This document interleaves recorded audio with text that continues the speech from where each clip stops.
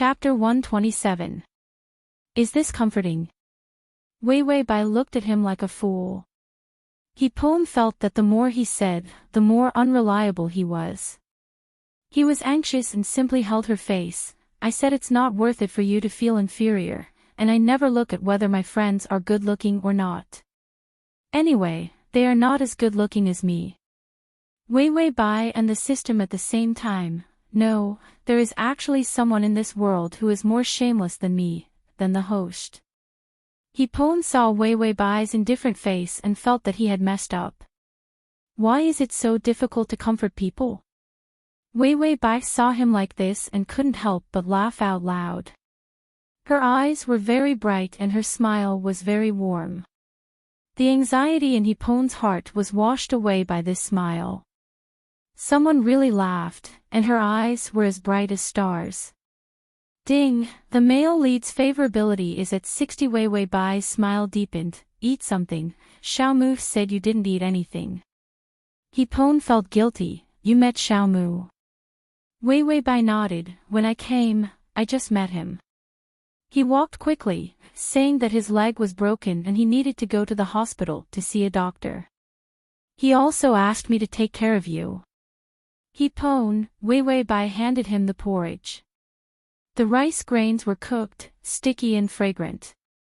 Heapon immediately took it, drank 2 mouthfuls, and then said condescendingly, the porridge you made is very delicious.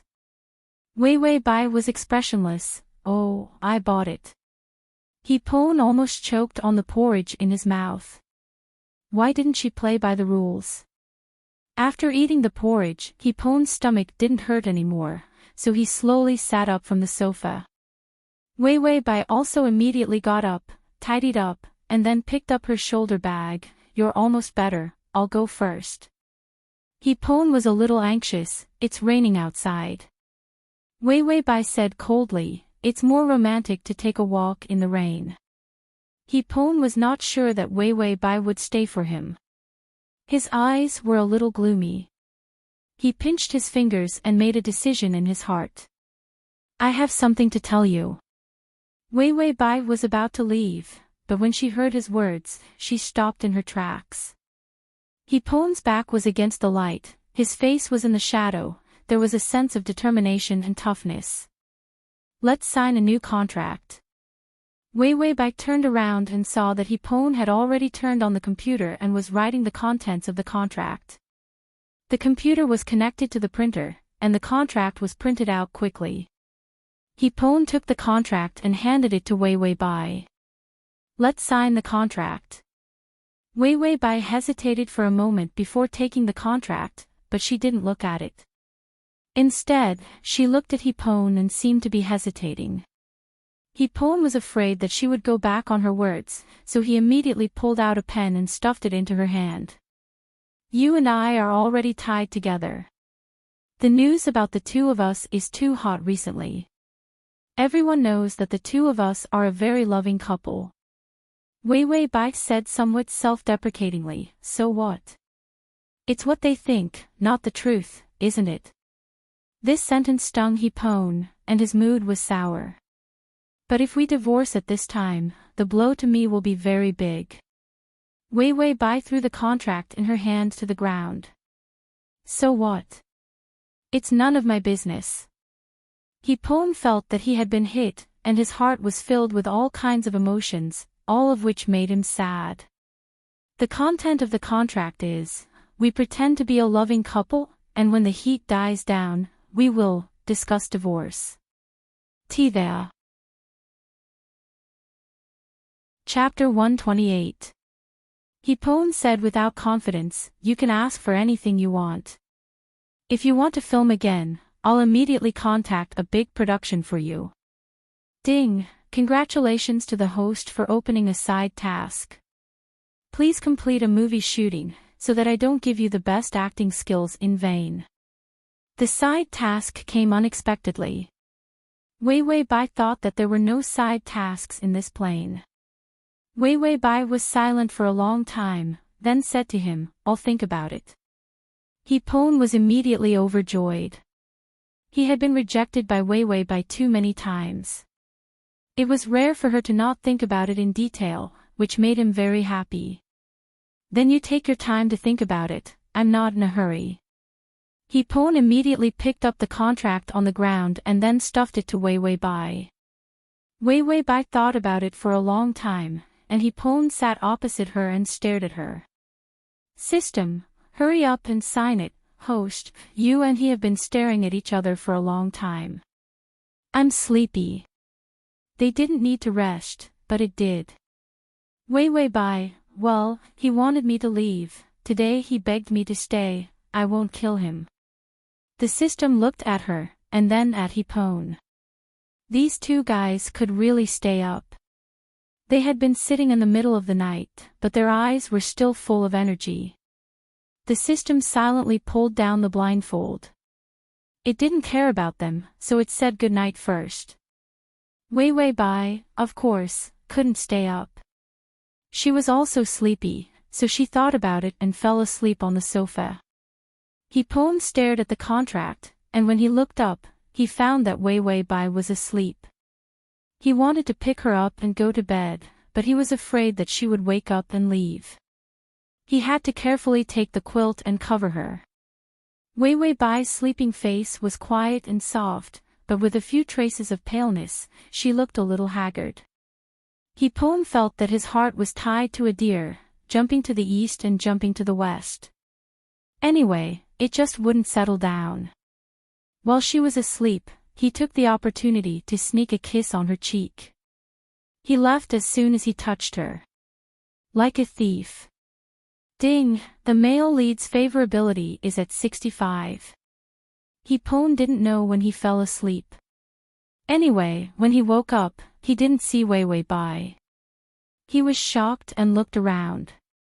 Only then did he confirm that he was the only one left in the apartment.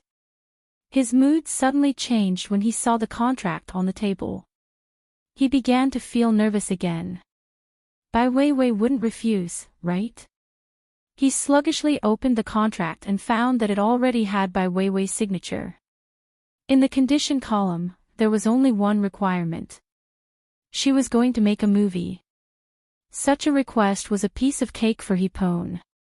Hipon looked at the contract and couldn't help but smirk.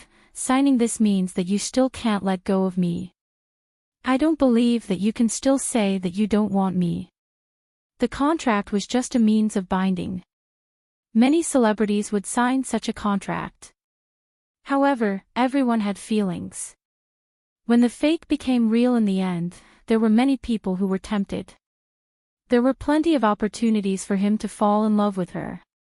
Ding, the male lead's favorability is at 70. The system had given up on the treatment. It didn't want to analyze how the favorability rose. It didn't understand the world of the drama queen. Wei Bai was looking at the movie. All of you, do you think I should shoot Titanic or Avatar? The system was expressionless. You can shoot the birth of the drama queen. Wei Bai sighed. Oh, my acting is too good. There is no director in the world who can match me. System, your face is so big that the basin can't hold it. / T. Chapter 129. Wei Bai touched her face again. I have such good acting skills, I don't need to be so beautiful. System, it was wrong. This basin can hold the Pacific Ocean, but it can't hold the host's face. Wei Bai suddenly thought of a problem. I'm in this plane for 3 months. How do I go back when the 3 months are up? Sudden death. He had died accidentally in the previous 2 planes, so she had forgotten to ask about it. The system flipped through the collection and pulled out the host's departure manual. Oh, each plane has a fixed way of dying. In the first plane, if you didn't die at the end, a bolt of lightning would kill you. Wei Bai, fortunately, she died early, and died a very heroic death. Being killed by lightning is too ugly. In the second plane, if you didn't die at the end, you would step on a skirt corner and hit a pillar to death. Wei Bai, she was right to choose her dog. In the third plane, you died of leukemia. Wei Wei Bai, leukemia. After she finished speaking, her hands suddenly felt heavy. She looked down and saw that it was a stack of medical records. System, in theory, your body is already sick, but I helped you block the physical discomfort, so you can still be lively, but when the 3 months are up, you will die. This information is recorded in the hospital, and anyone can find it. Wei Wei Bai said, I hate to be sick. In reality, she was dragged down by heart disease. In the end, she was caught by Bai Yao Yao, and she was so angry that she directly died. System, when the favorability reaches 100, you can go back without pain. Do a few more tasks and you can retire, so do your best. Wei Wei Bai was moved. My system, you are so warm. My system. The system had goosebumps. You are the system, your whole family is the system. He Pone checked his hairstyle. It was not messy and very stylish. He also checked his clothes. They were yuppie and fashionable. He was wearing sunglasses and a mask, but he could still see his handsome outline. Good, he's perfect. The people who came to watch the movie couldn't help but take a detour. They wanted to stay away from this psychopath who was standing at the door with a mirror in her hand. He was afraid that Wei Wei Bai would not come, so he said that since it was a movie for her, she needed to watch similar movies. Dating usually started with watching a movie, followed by a meal to elevate the mood, and then finally, some sex. Wei Wei Bai saw He Pone from afar. Her footsteps were particularly hesitant. I really want to pretend that I don't know him. The system replied, me too. He Pone's sharp eyes saw Bai Weiwei, and he immediately rushed to her. Then, when she was unprepared, he lowered his head and kissed her hard on the face. They kissed through the mask. Wei Wei Bai was scared and took 2 steps back. He Pone immediately took her hand and intimately intertwined their fingers. We're a loving couple now, so we have to act intimate. He Pone said cheekily. Wei Wei Bai could only let him hold her hand.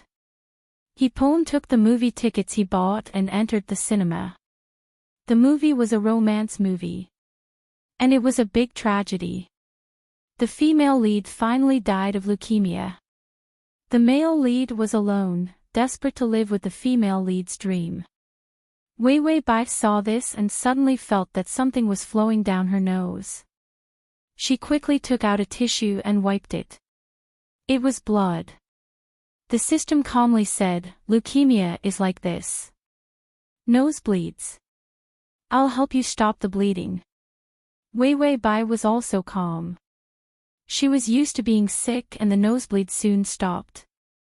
//T. Chapter 130. He Pone was still scolding the director in his heart. Why did he shoot such a tragic movie? The name and trailer were so sweet. As a result, he saw the tissue in Wei Wei Bai's hand, which was full of blood. He Pone. Did you have your period? Wei Wei Bai in the system. Wei Wei Bai pinched the tissue. No, I have a nosebleed. He Pone was worried. Why? Wei Wei Bai, because of you. He Pone quickly took her hand. Let's go see a doctor. Wei Wei Bai was expressionless. I'll drink a cup of herbal tea. He Pone said, your nose is bleeding. Maybe the heat is attacking your heart. He Pone pulled Wei Wei Bai out of the cinema and the reporters swarmed them. He Pone, was your movie date sweet? Romantic? Do you need to buy flowers? I've brought them to you. I wish you 100 years of happiness and early birth. He Pone, such a good day, such a beautiful festival, you and your wife are a loving couple. Come, smile, I'll take a sweet photo of you. He Pone, my sister really wants me to ask for your autograph. He Pone remembered the reporters he arranged. He had already thought about it. He would let these reporters praise their love. When Wei Wei Bai heard it, her mood would be better. Then they could go on a date happily. And once these reports were out, Wei Wei Bai would be embarrassed to divorce him in the future. Bai Wei Wei was stuffed with flowers. Her face was blank. What was going on? He pulled down his mask and smiled proudly. Wei Wei and I, another reporter suddenly asked. He some people suspect that you and Wei Wei Bai are in a fake marriage. Is this true? He's eyes were cold. The arranged reporters had a traitor. When he returned, he would definitely break both of Little Moo's legs. He's immediately laughed. How is that possible? Who would fake marriage for 5 years? The reporter persisted. But you and Wei Wei Bai don't look sweet at all. You don't have chemistry. This blow to the heart had pierced a hole in it. He's wanted to argue, but he knew that the reporter was right. He wanted to reconcile, but Wei Wei Bai didn't want it at all. And I also heard that you two live separately. Another blow. His heart was shattered into pieces. He's couldn't maintain the smile on his face. He tried to refute, of course not. We don't even have separate beds. How can we live separately? But I have photos to prove that Wei Wei Bai stayed in XX hotel, not you. Wei Wei Bai suddenly took a step forward and revealed a beautiful smile. You may have misunderstood. I appeared at the hotel because a foreign friend came here. I helped her check in, and the identity card is also mine. She finished, and her smile deepened. Today is the anniversary of our 5 years of meeting, so he insisted on dating me, just like a child. The sweetness and affection in this tone made people's hearts melt. He's only felt that his heart was beating very hard, as if something was about to come out. Wei Wei Bai looked up and suddenly said to him, lower your head.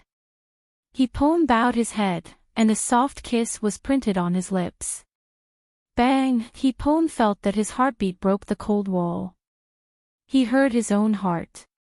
He liked her. He liked her very much. Ding! The male lead's favorability is at 90. To read the ad, https://www.sashu.com/ to read at https://www.sashu.com txt to read the ad https://sashu.com. Chapter 131. System. What the hell? Did the favorability collapse? What happened to it? Was there really a problem with its internal calculation? Wei Wei Bai gave him a kiss. The smile on the corner of her mouth did not disappear, and the affection in her eyes was like starlight. Her fingers took the initiative to intertwine with his. Then she turned back to the reporter and said, sometimes, some love is not shown. We have known each other for 5 years, we have already passed the age where we have to tell the world about our love. If it weren't for your request today, I might have forgotten that I should give my husband a kiss to remember the day we met. The reporter blushed and said, then I wish you happiness. Wei Wei Bai smiled beautifully, thank you. Then Wei Wei Bai held the stunned Hipone, holding flowers in one hand and walking to the street. A reporter quickly took a picture of this. On the street, in the crowd, they held hands and intertwined their fingers. The two stared at each other, so sweet that it made people feel beautiful. When they walked to a place where there was no one, Hipone suddenly said, look up. Wei Wei Bai looked up. Hipone had already leaned over and kissed her. This kiss was a simple contact, but their noses were full of the breath of both sides. Hipone left her, breathing a little difficult. He blushed and turned his head away. I also owe you a kiss, I'll return it to you. His hand gripped her even tighter. The system silently knocked on the host. I may be infected with a virus, I need to kill it, and my work will be suspended for a while. Wei Wei Bai, virus? What happened? System, the favorability directly jumped to 90. It is very difficult to increase the favorability after that, and there is no big stimulation of life and death. Generally speaking, it is impossible to increase so quickly. Since coming to this plane, it had always suspected that there was a problem with its calculation of favorability. Every day, it was crazy. How did the favorability increase? Why did the favorability increase? The male lead was mad, but the favorability still increased. Obviously, there was nothing fart, but the favorability could increase to 90. This was not scientific. Wei Wei Bai chuckled. You're not poisoned. You don't understand the heart of a narcissist. The system listened attentively. Wei Wei Bai, for narcissistic people, they love themselves the most in the world. Therefore, in the early stages, it was the hardest to increase the favorability because he didn't admit that he would fall in love with anyone. Even if she did like him, she would always deny it. But once he admits to liking someone, the feelings that he had been suppressing will erupt. He made a person who only loved him admit that he liked him. That would be admitting that there was another person who was as good-looking as him in his world. Of course, the favorability would soar. The system was expressionless. You guys are really a match made in heaven. Narcissism meets narcissism, a match made in heaven. I'll admit that I'm not as good as you. Goodbye. Wei Wei Bai said, I won't see you out. Hipon suddenly said, I've prepared a script for you. It's a movie you're going to shoot. You're the female lead. Wei Wei Bai held the flowers and asked, who's the male lead?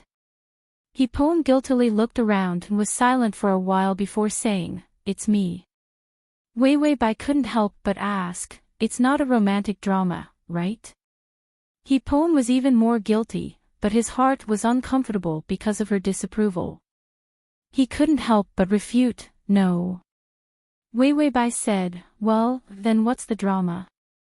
Hipon was silent for a while before saying, it's a drama where you're secretly in love with me, and I'm also secretly in love with you / T. Chapter 132. The movie that Hipon gave Wei Wei Bai was an entertainment industry romance film. And it had a special ability. When Wei Wei Bai got the script, she thought she was going to shoot a damn thunder drama. Hipon said seriously, you haven't acted for a long time. I guess you are already out of practice. The entertainment industry background will make you more familiar with it. Romance films are more popular, and the special ability is also because of the need for novelty. Wei Wei Bai had no objection. Anyway, she only needed to act in a movie. Even if she acted in a tunnel war, it was fine. After getting rid of the reporters that day, Wei Wei Bai was dragged by Hipon to live with him. After all, the reporters were probably still waiting at the hotel to catch evidence of their fake marriage. They had been living together for a week, living in separate rooms. Hipon would take sweet selfies from time to time and post them on Weibo. Their popularity did not decrease but increased. The movie shooting was very smooth. The script was set in the entertainment industry, and the special ability was just a gimmick. The male lead basically did not need it. It was a story of love between the film emperor and the film empress. There was no secret love at all. The 90 points of favorability had been stagnant for a long time. The sequela of the sudden increase in favorability was that it did not increase for a long time. After filming, Hipon drove back with Wei Wei Bai. The city was brightly lit. For the first time, Hipon felt that the scenery was too beautiful. Wei Wei Bai was very sleepy, but the system said it was normal. In the end, even if she did not feel any pain, there were all kinds of weakness, fatigue, and physical deterioration. Wei Wei Bai asked the system, if I can't finish the favorability in the end, will I die directly like this? The system was silent for a long time, yes. Hipon suddenly saw a jewelry store in front of him, and his mind moved. He drove the car to the door, then put on a hat and mask, and walked in with Wei Wei Bai. Wedding rings, Hipon said to the clerk. When the shop assistant saw their clothes, she knew that they were fat sheep. She immediately took out the best diamond rings in her shop. It was so shiny that it could blind the eyes. Hipon looked around and finally saw a pair of rings that made his eyes light up. That big diamond was simply a reflection of his sparkling intentions. He immediately took out the pair of diamond rings, then took out the woman's ring and said to Wei Wei Bai, "Try it." When they got married, there was nothing. He almost couldn't remember what had happened to them at that time. All he could think of was the current Wei Wei Bai. She felt that the current her was the best. Wei Wei Bai seemed to hesitate. She looked at the ring in his hand and suddenly asked, "Are you proposing?" Hipon's thoughts were exposed, and his face turned red. No, yes, I am proposing. He had nothing to lose. So what if it was a proposal? It was not something to be ashamed of. Wei Wei Bai pushed the ring in his hand back. "You can return it, or wait for the next person you like." Hipon's face turned white. His feelings were poured with ice water, and he was cold from head to toe. Wei Wei Bai's face was a little pale, but her expression was very serious. "Hipon, I really don't have any feelings for you, so we only get along because of the contract." The ring in Hipon's hand was like a knife, cutting his hand painfully. Wei Wei Bai turned and walked away indifferently, so don't do these things that make people misunderstand in the future. Chapter 133. Hipon stood there in a daze. He suddenly felt a little wronged and a little angry. He had lowered his posture to this point. She still didn't appreciate it. For the first time, Hipon doubted himself and wondered if he was really cheap. Ding, the male lead's favorability is at 85. System, although the drop in favorability saved my IQ, you can actually accept the ring and leave this plane as soon as possible. Wei Wei Bai was silent for a long time. "I think the ring is too ugly." It was so ugly that she could only go against her conscience and not accept it. That big diamond, those who didn't know would think that she was wearing a light bulb on her finger. She couldn't afford to lose face. Hipon felt that he couldn't spoil Wei Wei Bai. He wanted to have a cold war with her. He wanted to let her know that his feelings were not cheap and had dignity. Xiaomu came to the crew with a lunchbox and saw Hipon looking at Wei Wei Bai with a sad face. His face was wrinkled like a resentful woman. Xiaomu walked over, and "Go, I came to give you and Wei Wei's sister a meal." Hipon snatched the lunchbox. "Don't give it to her, just let her starve to death." He was angry for the whole morning, but she didn't even look at him. He wanted to eat her lunchbox to vent his anger. Xiaomu said bluntly, "Wei Wei's sister filmed all morning, it must be very hard. Her body can't stand it if she doesn't eat." Hipon stiffened for a moment, then walked to by Wei Wei's side with the lunchbox and handed it to her. "Eat." Wei Wei Bai was holding the script and was reading it. She said casually, "Put it down." She didn't look at him. Hipon was angry. He put the lunchbox in front of her. "Eat it or not, it's up to you." After that, he walked away angrily. Wei Wei Bai looked up. The indifference on her face disappeared and sadness slowly appeared. Suddenly she reached out and touched her nose. She stood up and then ran to a corner where there was no one. Xiaomu saw it and felt that something was wrong. He immediately followed. Wei Wei Bai could not stop her nosebleeds. That was why she hated being sick the most. Just as she was about to ask the system to stop the bleeding, Xiaomu's terrified voice sounded, "Sister Wei Wei, what happened to you?" Wei Wei Bai immediately explained, "He's heaty." When Xiaomu saw her haggard face and the fact that she seemed to have a lack of appetite and diarrhea recently, he made the connection. Are you sick? One of his relatives had a terrible disease and was like that. Wei Wei Bai's nosebleed finally stopped. She frowned, her eyes full of uneasiness. No. Xiao Mu was a little unsure. But my relative had leukemia and he was like this too. Wei Wei Bai was shocked. She bit her lip nervously. Seeing her like this, Xiao Mu immediately reacted. He shouted in disbelief, "You don't really have a terminal illness, do you?" Wei Wei Bai was so scared that she took 2 steps back. This loud voice, he had a microphone. She smiled bitterly and said in a weak voice, "Don't tell him, please." Xiao Mu anxiously wanted to advise something, but suddenly he froze. Because he saw that behind Wei Wei Bai, He Pon was standing there with a shocked face. Wei Wei Bai also noticed something.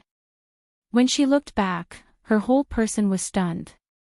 He Pon took 2 steps forward, his footsteps were a little staggered. Then he rushed to Wei Wei Bai and pulled her out. He stuffed her into the car and drove directly to the hospital. The results of the examination soon came out. Leukemia in the end stage, there was no suitable bone marrow for transplant. He Pon felt like he was living in a nightmare. He suddenly woke up and looked at Wei Wei Bai sitting next to him. "You said you didn't love me because of this. Terminal illness in the end stage, so she refused to love him again."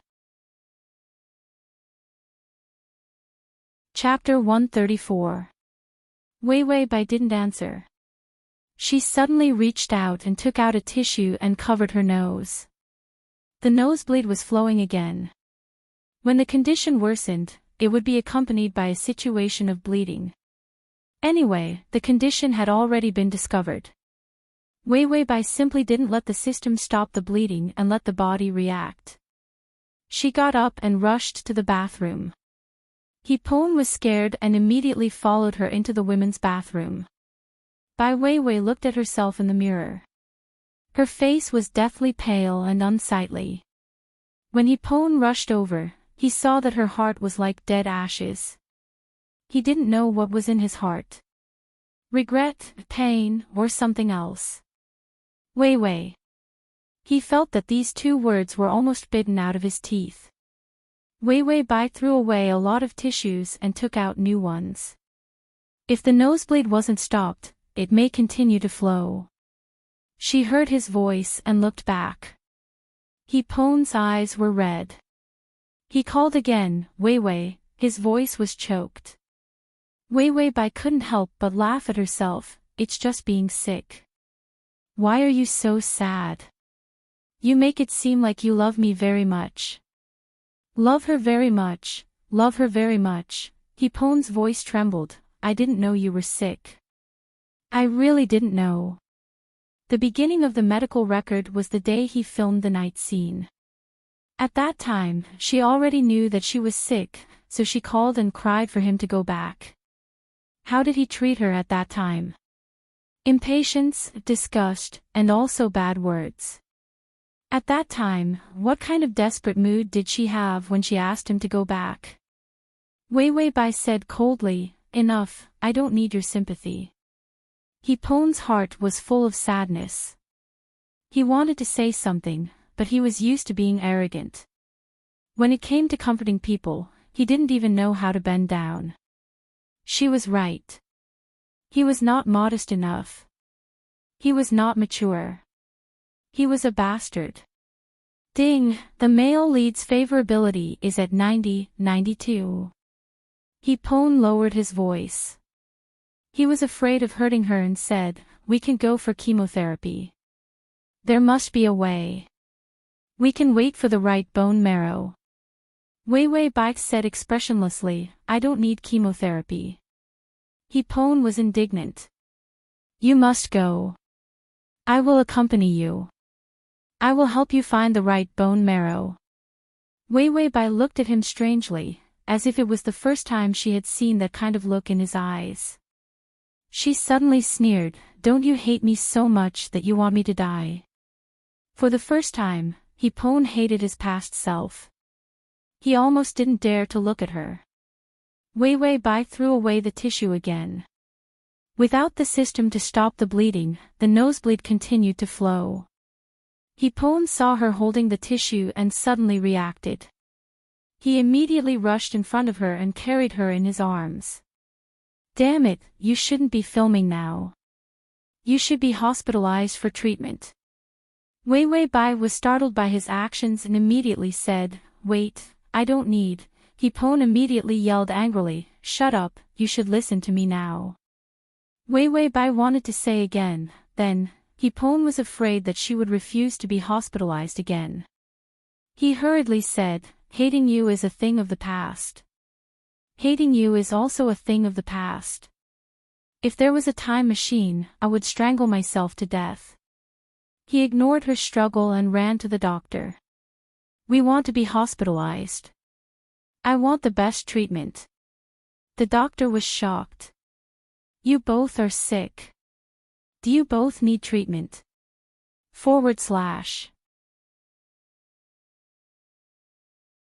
Chapter 135. Hipon didn't even care about his image and roared directly, You are the one who is sick. My wife needs to be hospitalized. You don't care about human life. My wife is so sick and you don't force her to be hospitalized. After a panic, Wei Wei Bai was forced to the hospital bed by Hipon. Because of the nosebleed, the doctor directly transfused blood for treatment. After a long time, the blood stopped flowing and the situation stabilized. The doctor said, the patient's desire to survive is not high, and the condition has deteriorated to the point of no return. We have tried our best, but she refused chemotherapy. We can't force her. Without chemotherapy, there was no suitable bone marrow to transplant. She was just waiting for death. Hipon felt that he was living in a vacuum. Everything seemed so absurd. Even his breathing seemed to be deprived. This feeling of suffocation made him feel at a loss. Wei Wei Bai was lying in the hospital bed and looked very fragile, as if she would break at any time. But her expression was very calm, as if she was not the one who died. Hipon's lips trembled for a while before he asked, Why not chemotherapy? If he allowed his condition to worsen like this, it would be suicide. Wei Wei Bai was stunned and said weakly, It's not necessary. No one will care if I die. These words were like a knife, stabbing Hipon's whole body. Who said no one cares? I care. Now you are under my care. Bai Weiwei's face was sad, but it wasn't for herself. She even looked a little scared. Hipon, you look like you are in love with me. Wei Wei Bai finished, then turned her face away and laughed at herself. This is my shameless imagination. Hipon was stupefied, but he did not have a trace of refute. It turned out that she didn't believe at all. Did he fall in love with her? Wei Wei Bai looked at him. Why aren't you angry? Hipon knew what she meant. If he didn't like her, he would refute angrily. He had always been so arrogant and did not give people any way out. But, he was powerless to refute. He had already fallen in love with her, so how could he say that he didn't love her? Wei Wei Bai's voice finally sounded panicked. You can't possibly fall in love with me. Hipon felt that these words completely blew him up. He reached out and grabbed her shoulder, forcing her to look up at him. Wei Wei Bai, listen to me. I'll repeat myself. I hate you because of the past. Now, today, at this moment, every minute, every second, I like you.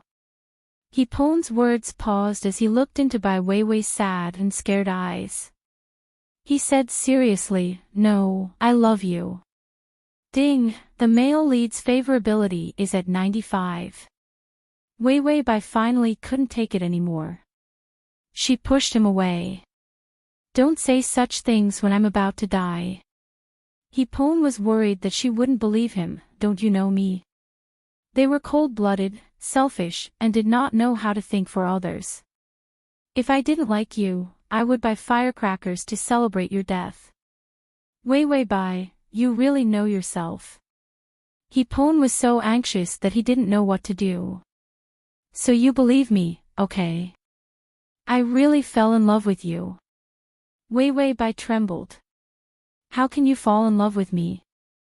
Hipon felt like his heart had been dug out. This kind of pain was really not bearable. He said sadly, why can't I? Falling in love with someone is not something I can control. Wei Bai suddenly reached out and covered her face. Her tears still flowed. How can you fall in love with me at this time? How can you fall in love with me when I give up everything and can't take it back? Hipon, you are so cruel. Why didn't you fall in love with me earlier? Read the full text. Download the full text. Read the full text. Chapter 136. Hipon could hear the despair in her voice. He reached out to comfort her, but his hand had not yet reached out. Wei Bai had already turned around and laid down. You go, I need to calm down. At this time, Hipon was at a loss as to what to do. But seeing her thin back, almost disappearing weakness, his nose was sour, and something fell from his eyes. Hipon endured the sourness in his throat and said, then I'll go outside, call me if you need anything. Hipon finished and looked at her deeply. Then he went out and just closed the door of the ward. There were doctors and nurses pushing a medical emergency bed with a person lying on it, covered with a white cloth. The doctor sighed, how sad the family will be if they can't be saved at such a young age. The nurse said, there is no other way. We have tried our best. If we can't, we can't. The doctor and the nurse walked away. Hipon leaned against the door and finally couldn't stand it. A huge wave of sadness surged, and he couldn't hold it anymore. He bent down and wiped his face with his hands, but the tears couldn't be controlled and flowed down the gaps between his fingers. Why did he fall in love with her now? When she was just sick, before she gave up treatment, what did he do? It was he who broke her hope with his own hands. It was he who didn't want her. It was he who pushed her into this kind of hell. Hipon, you are an idiot. Xiaomu rushed to the hospital and saw Hipon's tearful face. And go. Xiaomu looked at him in surprise. Hipon looked up with red eyes and suddenly said, give me a punch. Xiaomu's face looked like his brain was broken. How can I hit you? Hipon said fiercely, why do you talk so much nonsense? If you don't hit me, I'll deduct all your wages next month. As soon as he finished speaking, Little Moo punched him without hesitation. Hipon was punched. Although it hurt, it also sobered up a lot. Xiaomu asked worriedly, and Gu, are you okay? Do you want to punch me again? Hipon gritted his teeth, no need. Then he turned and left. Xiaomu asked, and Gu, where are you going? Hipon didn't hesitate at all. Go check the bone marrow match. If only his bone marrow was suitable for her. Meanwhile, Wei Bai, who was lying on the hospital bed, was typing on the system. Can all of you be discharged? I hate hospitals. She really hated it. She had been dealing with hospitals all her life, so when she saw white things, she would feel flustered. The system's voice was dull. Just stay here. The movie is almost done anyway, and the side quests are almost done. Wei Bai noticed that something was wrong with its voice. Why are you crying? The system made a tearing sound. Woo woo, so tragic. How could it be so tragic? Bai Wei couldn't figure it out. What are you doing? The system snorted. After wiping its nose, it said, reciting Tang poems, and then crying, I couldn't help but tear a few pages of paper to wipe my tears. Wei Bai, you're memorizing Tang poems.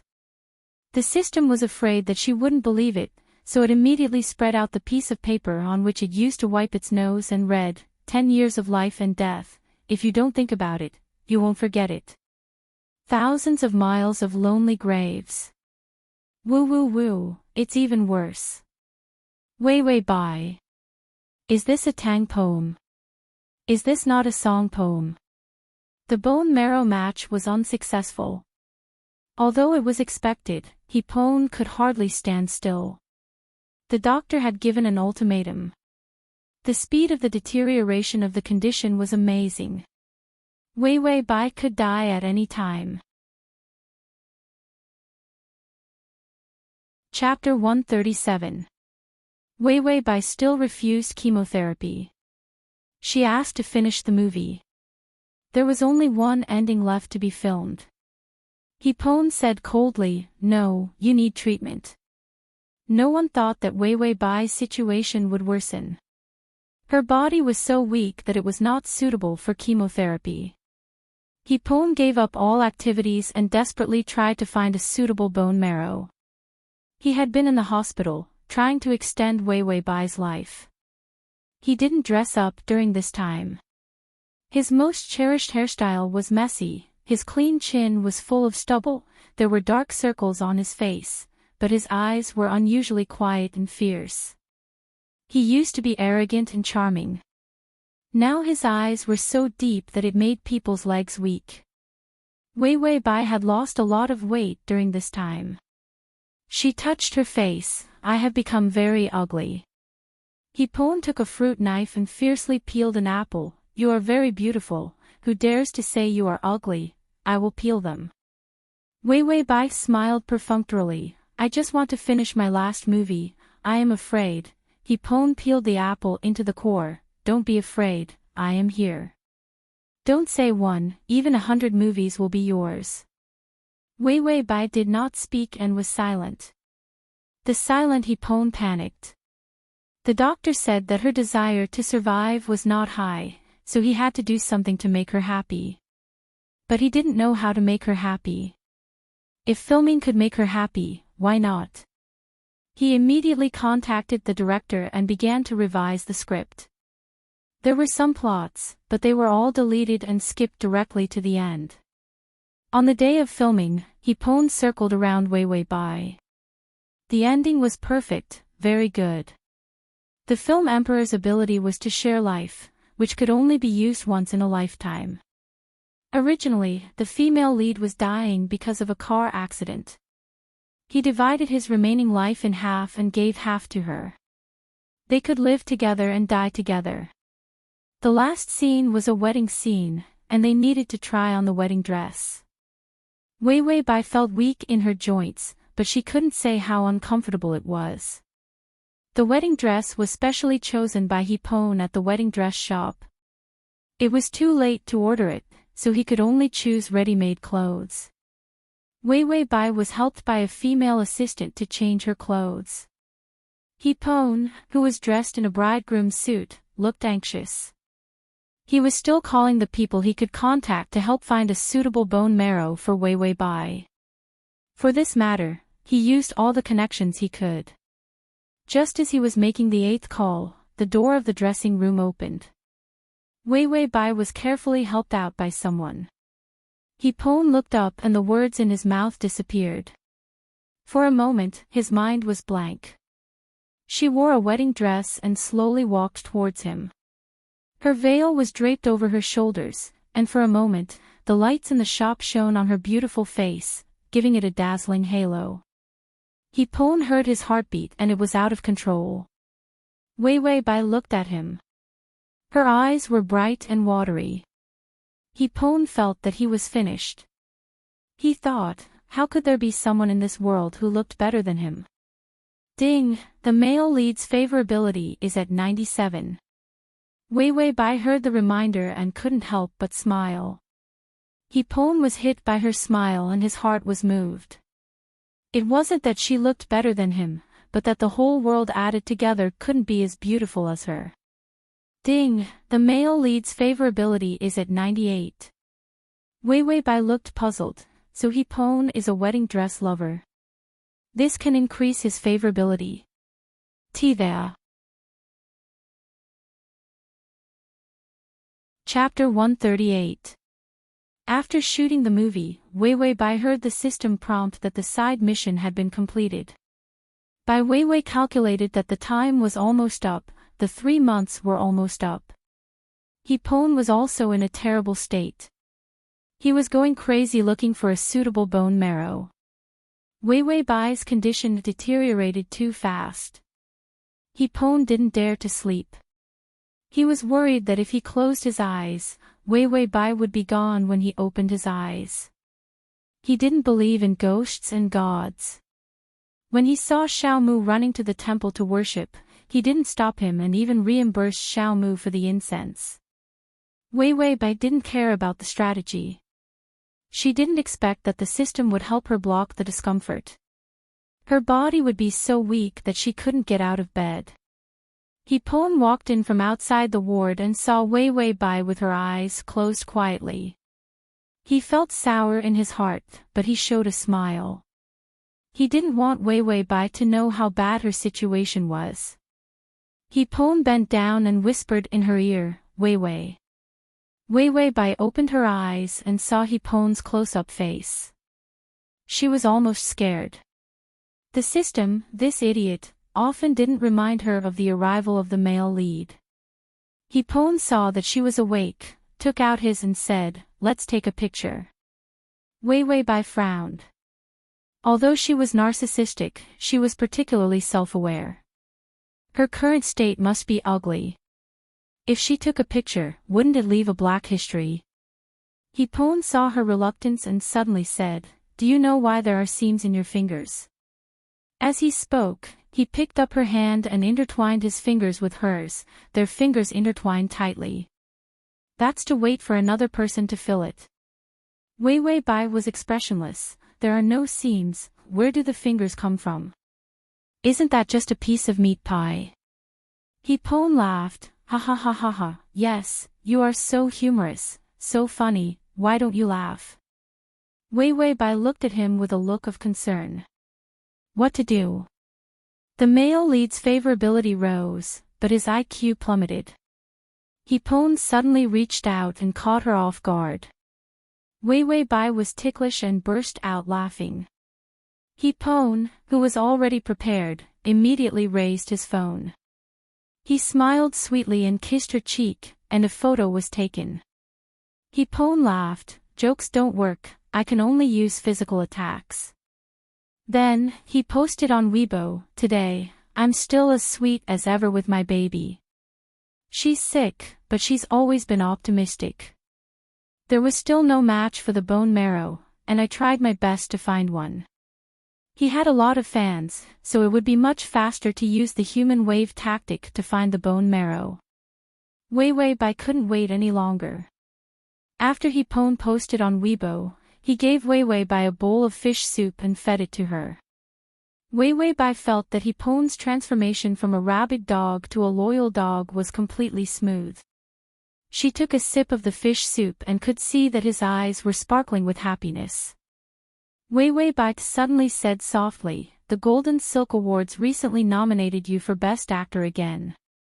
He Pon had already won many Best Actor awards. But the Golden Silk Awards were different. This award was called the Eastern Oscar.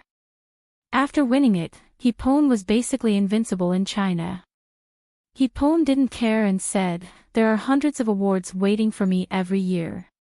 If I have to participate in every award, I don't need to film anymore. The company was crazy.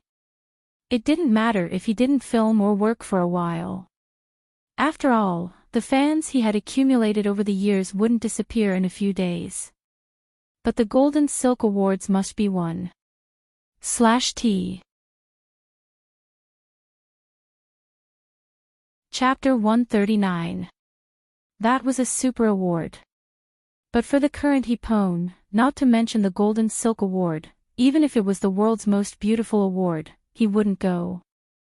Weiwei Bai raised her eyes and looked at him for a few seconds before saying seriously, I want to see you standing on the podium. He Pon's action of feeding her soup paused. He seemed to be considering whether to leave her for a while to receive the award. Suddenly, his phone rang. It was probably the company calling to urge him. Heapon didn't want Wei Bai to worry.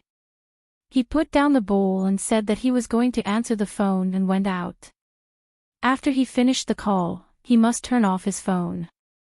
Why were so many people disturbing them? Heapon looked at the caller ID. It was Xiao Mu. When the call was connected, Xiao Mu's voice was unusually happy. And go, Sister Wei can be saved, Heapon's ears rang. The emotion that came up in his heart was not ecstasy. It was humble gratitude. At this moment, he felt that he was as small as a speck of dust. He couldn't bear such a huge surprise. Heapon turned off the phone and walked into the ward. He saw Wei Bai's quiet side profile. After she fell ill, she had been quiet. She didn't cry out in pain, nor did she complain. Heapon walked over, bent down to hold her face, and looked deeply at her. Wei Bai was stunned and heard Heapon whisper, "No matter how I look at you, you are the most beautiful." Wei Bai blushed. Although it was true, it was still embarrassing to hear others say so. Heapon smiled, "I will go to receive the award." Wei Bai kindly reminded him, "You are just a nominee. If he didn't win the Best Actor award, wouldn't he be embarrassed?" Heapon was full of confidence, "I am the best actor, definitely." This burst of confidence, worthy of Heapon. On the night of the award, Heapon wore a black suit. It was a simple suit with no other decorations. It was very different from his previous flamboyant appearance. However, he was much more handsome than before. Even if Heapon didn't know how to act, his face alone could firmly occupy a place in the entertainment industry. Wei Bai's spirit improved a lot. She sat up and said to Heapon, "Your tie is crooked. I'll fix it for you." Heapon walked in front of her and bowed very politely. He was afraid that she wouldn't be able to touch him, so he deliberately stretched his neck. Wei Bai reached out to help him adjust his tie, and then her fingers suddenly pulled down the tie. Heapon was not on guard and bowed his head. She had already kissed his lips. This kiss retreated as soon as it touched, but it made Heapon feel as calm as a drum. Wei Bai smiled and loosened his tie. "You're the best actor. No one can compare to you." Ding, the male lead's favorability is at 99. There are only 3 hours left before the host leaves. The confident look on Heapon's face was bright enough to blind people. He said, "Wait for me to come back, I'll give you a big surprise." Wei Bai nodded and watched him leave. Her mouth whispered, "Goodbye, Heapon." The Golden Silk Awards ceremony was broadcasted live on TV, so Wei Bai could watch it. Heapon was already sitting in the audience. Among all the people present, he was the most eye-catching. So the camera often showed him. Wei Bai, it's almost time." The system looked at the time. "It's almost time. There's only 1 hour left. If you don't get enough favorability, you'll die. Wei Bai, let's wait a little longer." Chapter 140. She had just finished speaking when on TV, the host of the awards ceremony announced the Best Actor Award, this year's Golden Silk Award for Best Actor, Heapon. With last year's movie, Heapon easily defeated everyone and won the Best Actor Award. Heapon went on stage, took the trophy, and directly said his thoughts, "There is nothing to thank, it's all nonsense. I came on stage to confess. Today is the 5th year I have known my wife. I have done a lot of bad things before. I am a fool who has no sense of responsibility except for my beauty." The audience was in an uproar. Wei Bai in front of the TV and the system, except for his beauty, he has nothing. This boasting is really fresh and unconventional. Heapon's eyes were serious, and his voice was low. He looked at the camera as if he was looking at someone. But from today on, I will do my best to give you what you want. You want me to grow up, then I will be mature. You want me to be modest, then I will bend. You don't want me to make too many enemies, then I will be a man who everyone loves. Heartwarming said this, his lips slightly curved, and his delicate eyes overflowed with a gentle light. He stepped back a few steps and suddenly gave a gentleman's salute to the camera. His words were soft and tender. So, please love me again, Wei Bai. No matter how many people were present, no matter how many people were watching the TV, among thousands of people, he only saw one person. The system sighed, there are only 15 minutes left. Wei Bai also sighed, if Heartwarming is the attacker, it is estimated that he will win every battle. The system was surprised, are you tempted? Wei Bai strangely shook her head, I don't feel anything. The system breathed a sigh of relief, I thought I was malfunctioning. Wei Bai heard something wrong, what do you mean by malfunctioning? The system said very easily, I turned on the host's emotional deprivation device. As long as you are in the state of attack, your feelings will be automatically deprived, and after you leave these planes, your memory will be blurred. Wei Bai, what the hell? Why didn't I know about it? No wonder she was so rational. She thought that she had already cultivated into an old monster who would not be moved. Was that not the case? Ha ha ha, isn't that a small matter? It's automatically turned on because it's afraid that the host will have a split personality due to too many strategies, so it can't be turned off. Wei Bai was speechless. It would be a small matter if she was killed by the system one day. She glanced at the TV and saw that Heartwarming had left after receiving the award. The place to receive the award was very close to the hospital. It was only a 10-minute walk. She guessed that Heartwarming was on his way to the hospital. Wei Bai took out her phone and called him. Heartwarming was driving. He immediately connected and answered with headphones. Wei, I'm going back. Wait for me. Heartwarming said excitedly. She didn't know that a suitable bone marrow had been found. When the bone marrow donor arrives tomorrow, she will be saved. Wei Bai laughed, Heartwarming, I lied when I said I didn't love you. Heartwarming was stunned. He had never heard such moving words. Wei Bai's voice, through the phone, was a little weak. But it did not hide the gentleness. How can I not love you? Heartwarming felt that the whole world was like fireworks, so beautiful that he didn't know how to drive. Ding, the male lead's favorability is 100. The host has completed the task, leaving in 1 minute. Chapter 141. Wei Bai heard the reminder and continued, I just don't want you to see me sick, so I want to push you away. I don't want chemotherapy because I know you don't like ugly people. Heartwarming was moved and distressed, no matter what you look like, you are beautiful in my eyes. His car had rushed into the hospital parking lot. He opened the door and rushed into the hospital. Heartwarming had never been in such a good mood before. Wei, did you know? I chose a ring again. This time you will definitely like it. The diamond is pink. I bought the biggest one. Wei Bai smiled and said, really? But I don't like diamonds that are too big. Heartwarming immediately changed his mind, I bought a small one. No matter how small it is, it will look good. Countdown to departure, 8, 7, 6. Wei Bai felt a familiar darkness come, and her voice lowered, I'm sleepy. 3, 2, 1. The host is ready to leave the plane.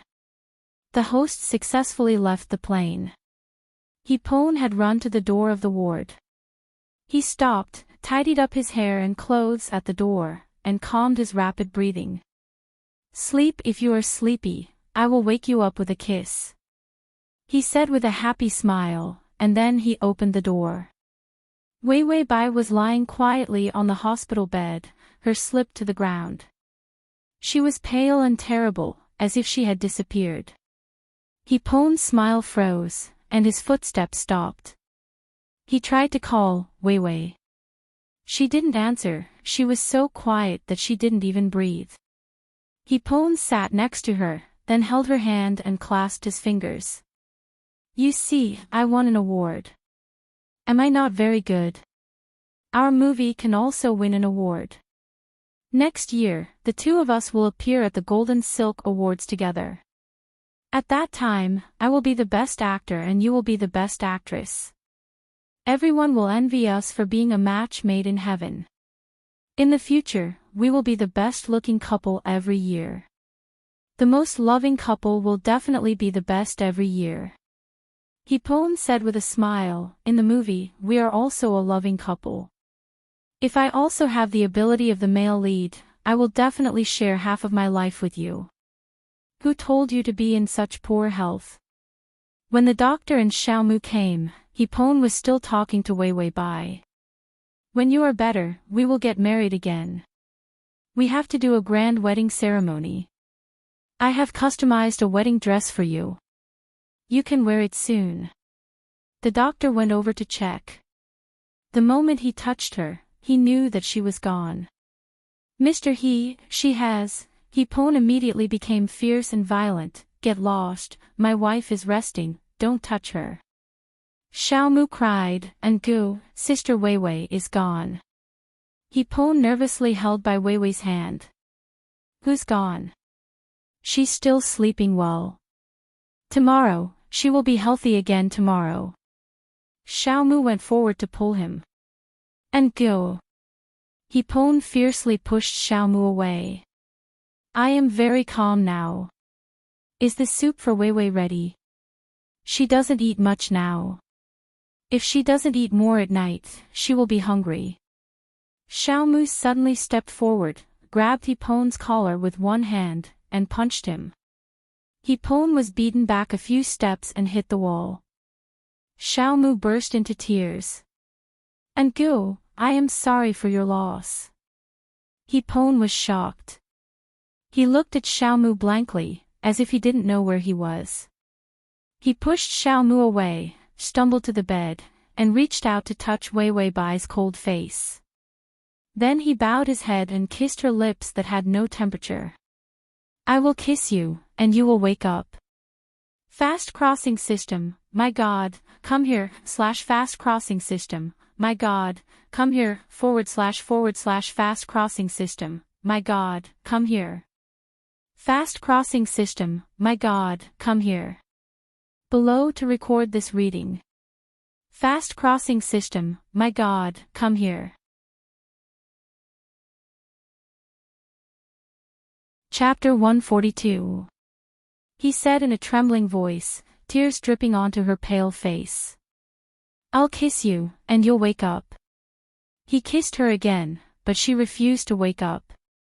Wei Wei, you can't bear not to love me, and you certainly can't bear to see me sad. He Pon pleaded. I'm so sad now, please wake up. He Pon had never been so humble, and he had never begged so desperately. He begged her to wake up. But Wei Wei Bai didn't have any breath, and the heartbeat in her chest had already stopped. Xiaomu, as well as the doctors and nurses on the side, couldn't bear to watch. But the routine still had to be done. The doctor tried to persuade him, Mr. I know you are very sad, but she is gone, you don't have to be too sad. He Pon's face was pale. He seemed to suddenly wake up, and the helplessness in his eyes made people feel distressed. He opened his mouth to say something, but the despair in the depths of his chest surged out. He looked at Wei Wei Bai, then suddenly reached for the fruit knife on the table next to him and sent it to his chest. Xiaomu was frightened and rushed over, blocking the knife with his hand. But He Pon's strength was too great, and the knife didn't fly away, but changed direction and directly stabbed into his abdomen. Blood spread out. He Pon didn't feel the pain at all. The doctor rushed over and wanted to give him first aid, but he stretched out his bloody hand and grabbed Wei Wei Bai's fingers. This was good, they could be together forever.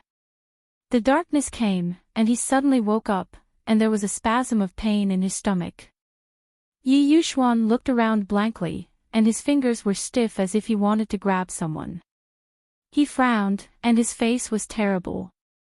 In the quiet room, only a small lamp emitted a dim yellow light. It was not a ward, and there was no body when she died. Yi Yuxuan felt the severe pain in his stomach again.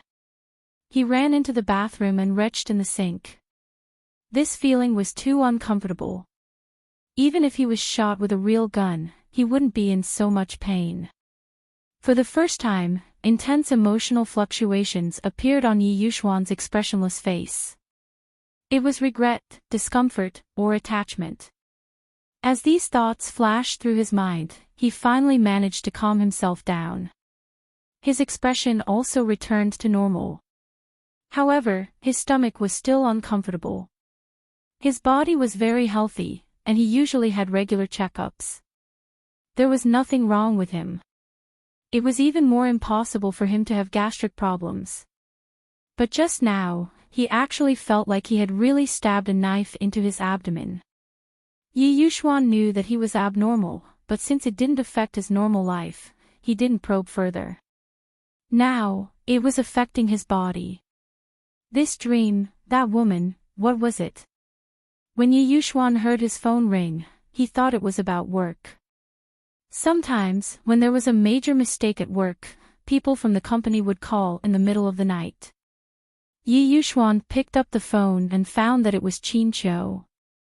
Why was he calling so late at night? As soon as the call connected, Qin Qiu's voice roared, "Not good, your fiancé has been kidnapped." Fiancé? Kidnapped? Yi Yuxuan was indifferent. So what, such a small thing. Qin Qiu, fuck, your future wife's life or death is unknown.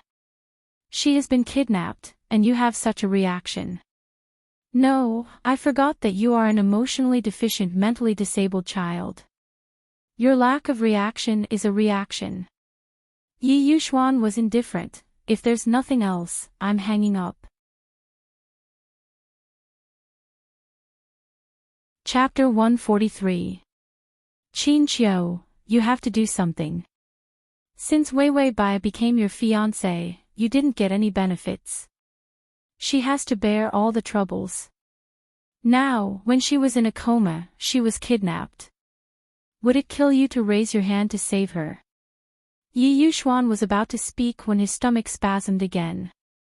He groaned in pain. Qin Qiu was a doctor and immediately noticed that something was wrong. What's wrong with you? Yi Yuxuan took a few deep breaths and the pain disappeared. It's nothing, just a stomach ache. Qin Qiu's face was full of question marks. Don't you have a diamond stomach? How can you have a stomach ache? Yi Yuxuan's physical fitness was exploding. It was very abnormal for such a person to feel pain. Yi Yuxuan was indifferent. Maybe I really have a problem. I'll check my body again tomorrow. Qin Qiu was anxious. Now is not the time to talk about this. Are you going to save your fiancé? Yi Yuxuan's stomach ache could be delayed, but Wei Wei Bai couldn't be delayed. Yi Yuxuan was indifferent. She died because she was weak. This kind of woman can't live if she marries into the Yi family. Let her be eliminated naturally. What the hell was eliminated naturally? Qin Qiu was mad. Then you'll be eliminated naturally. Check my ass. If you don't save her, I won't talk nonsense with you. Goodbye. Qin Qiu's words couldn't leave a trace in Yi Yuxuan's heart.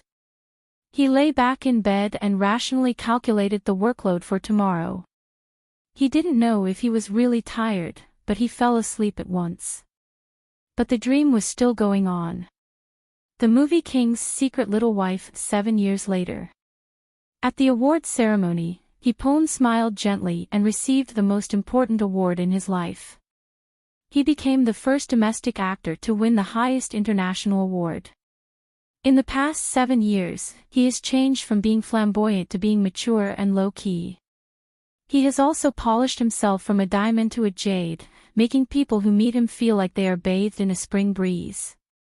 Xiaomu was already married, but he was still his assistant. His fans, who were young and frivolous, grew up with him and became loyal old fans. He had fulfilled his promise to Wei Wei Bai. He was no longer insensible and would not easily offend others. He treated everyone seriously and humbly. He was no longer narcissistic. The only thing that didn't change was his longing and love for her. After He Pon returned to China, he still worked hard and never slacked off for a single day. Every time she returned from filming, she would go to Wei Wei Bai's grave and sit down with her. She would tell her what she had done today and what award she had won. 7 years ago, the knife he used to commit suicide was off the mark, but he didn't die in the end. Xiaomu said to him on the bed, "Sister Wei Wei wants you to be well. When she was sick, she kept rejecting you because she was afraid that you would fall in love with her." He Pon's face was pale and he just sat there sluggishly. After Wei Wei Bai's death, his world also stagnated.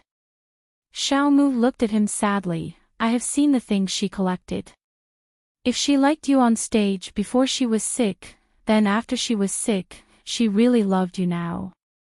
Only a person who worshipped He Pon as a star would crazily collect his things. After she was sick, Wei Wei Bai didn't collect his things, but more like she loved the realistic He Pon. That was why she cared so much about whether he was well. Wei Wei's sister tried her best to be well in her last days. You shouldn't let her down. Chapter 144. Xiaomu felt that he was almost unable to continue. "You have failed her for so many years. After she died, are you going to continue to fail her?" This sentence finally knocked into He Pon's heart. Xiaomu looked at him in surprise. He Pon's empty eyes were filled with tears. He suddenly leaned down and a heart-wrenching cry sounded. That was the first sound he made after not eating or drinking for many days after Wei Wei Bai's death. This cry was devoid of any form. It was filled with pain and the despair of losing a loved one. Then he began to return to normal. He began to work hard to learn how to be a man who did not fail her. 7 years had passed since he started learning. After He Pon finished another movie, he returned to the apartment late at night. The apartment was dark and empty. His heart was like an abyss, empty and lost. He opened the wine cabinet, took out the wine and began to drink. Outside the window, the lights were bright. He stood in the window, alone. He Pon drank too much wine and his stomach hurt again. He leaned against the wall, holding the bottle and drunkenly clutching his stomach. Suddenly, he seemed to think of something. His eyes lit up and he immediately took out his phone and dialed a familiar number. The phone was connected. He Pon said with grievance, "Wei Wei, my stomach hurts." There was a moment of silence. He Pon was afraid that she would not believe him and emphasized again, "It really hurts. I can't find the medicine. Can you help me find it?" On the other side of the phone, Xiaomu's voice came, "Ngu, are you drunk?" Wei Wei Bai's phone number had always been charged and kept by Xiaomu, so it did not become a dead number. He Pon only knew that occasionally, when he was drunk, he would call Wei Wei Bai. He Pon heard Xiaomu's voice and was stunned. His voice calmed down, "I'm fine. You go rest." After he finished speaking, he hung up. Then he reached out and rubbed his face hard. Finally, he couldn't help but tremble. "Wei Wei, I'm in pain. Why haven't you come to comfort me?" He heard that the dead would come back on the anniversary of their death. Today was the anniversary of her death. If she came back and saw him like this, her heart would definitely ache. Then, she would appear and hug him. He had waited for so long, but she had never come back even once. He was tired, very tired. 1 year later. Xiao Mu placed the bouquet in front of Wei Wei Bai and he Pon's tombs. Brethren, according to your will, put your urn together with Sister Wei Wei. Your property has also been donated according to your wishes. He Pon's stomach cancer was in the advanced stage, and there was no surgery or treatment at all. Before he died, there was no fear at all. Instead, he was very happy because he could finally die. Xiao Mu looked at the pictures on their tombstones. Unlike others, this was a group photo. This photo was taken when the two of them were watching a movie and Wei Wei Bai was holding hands with him as they walked down the street. At that time, they were in their prime. He lowered his eyes and looked at her affectionately. She hugged the flowers and smiled sweetly. Even if they were dead, they would still be the most good-looking couple. Xiao Mu still remembered that when he got this photo from the reporter, he signed 100 autographs for the reporter's sister. Xiao Mu looked at the photo and said, Brethren, you will definitely find Sister Wei Wei. I wish you happiness. Received 1 love point, please choose your wish. Wei Wei Bai heard the familiar reminder and immediately said, lifespan. Lifespan extended by 15 days. Does the host choose to wake up now? Chapter 145. Wei Wei Bai said without thinking, yes, wait, 15 days. Wasn't it a month? It had shrunk by half, was it corrupted by the system? The system took out a calculator and said, during your leukemia period, you used a total of 17 bottles of painkillers, 3 doses of spirit-boosting pills, 6 pieces of clear facial masks without makeup, and a tube of hair fluttering effect. You used a total of 11 days and 23 hours of lifespan. Wei Wei Bai was shocked, how come I didn't know I used these? You didn't even tell me. The system flipped through its collection, I was worried that you wouldn't buy them if I reminded you. Wei Wei Bai snorted, do I look like such a stingy person? I'll give you every cent that I should have spent. The system said, it's not a matter of being stingy, it's a reminder to drive you away. Wei Wei Bai frowned, reminder. Why would this thing drive me away?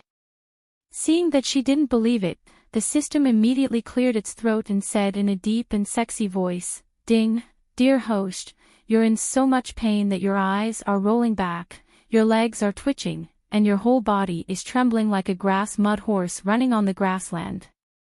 Do you need painkillers when you're dancing in the wind? Wei Wei Bai, the system continued with its affectionate voice, Ding, dear host, you're ugly, you're very ugly. You're so ugly that you're beyond the limits of human imagination, so ugly that you're beyond the light years of the universe, so ugly that you're patriotic and professional, so ugly that you're unyielding and rugged. Do you need the moisturizing effect of a facial mask? Once it works, you'll get a discount on 3, and 6 will make you a beauty. Wei Wei Bai. 6.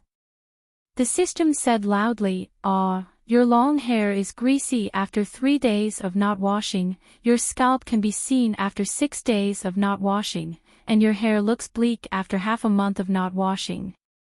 Hair fluttering effect serum, once it works, it lasts for a year. Dear host, please make your purchase immediately, and you'll get a hemorrhoid cream within 3 seconds. Wei Wei Bai, buy my ass, get lost. The system helplessly spread its hands, you didn't believe me. Wei Wei Bai, wait, there's still 3 days and 1 hour left, where did it go? The system hesitated for a moment before saying in a coquettish voice, well, I bought some sunflower seeds and fruits for you. Bai Wei Wei scratched her head in confusion, snacks. What kind of snacks would cost her life? Was it food? The system coughed, your wish fulfilled, you'll immediately wake up. Bai Weiwei's head spun, and her eyelids were frighteningly heavy. She gasped in shock and struggled to open her eyes, only to find that she was not in the hospital. She was strapped into the driver's seat of a car, which was moving forward at an alarming speed.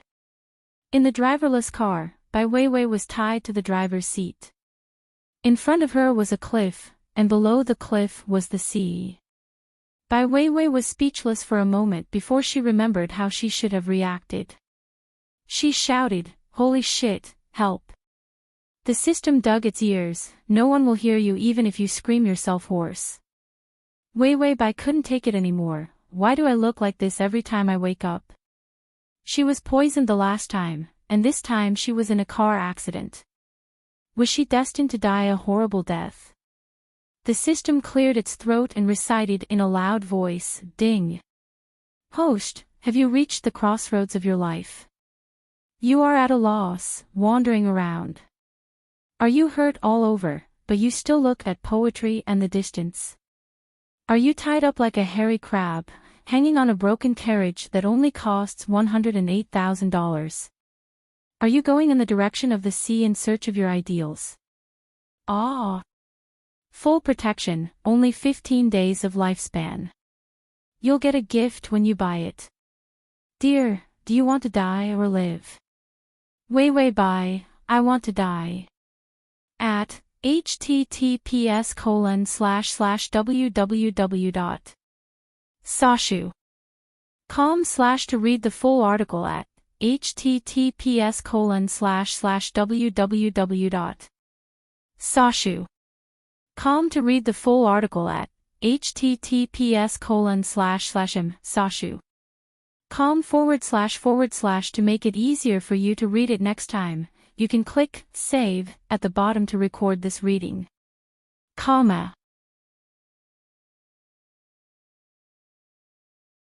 Chapter 146. System, Ding. The host has purchased a comprehensive protective cover. Please enjoy. Weiwei Bai was going crazy. What's the difference between this and forcing me to buy? Enrich stood on the lighthouse with a pair of binoculars in his hands. He looked at the car that had lost control and was rushing towards the cliff. It was Weiwei Bai, whom he had kidnapped from the hospital. Bai Changyan had already suspected Bai Yaoyao, so the Bai family's bodyguards had also entered the hospital. However, he did not suspect Enlo. Furthermore, Enlo was in charge of the entire Bai family's security. It was easy for him to create a Weiwei Bai. Enlo watched as the car rushed out of the cliff and sneered.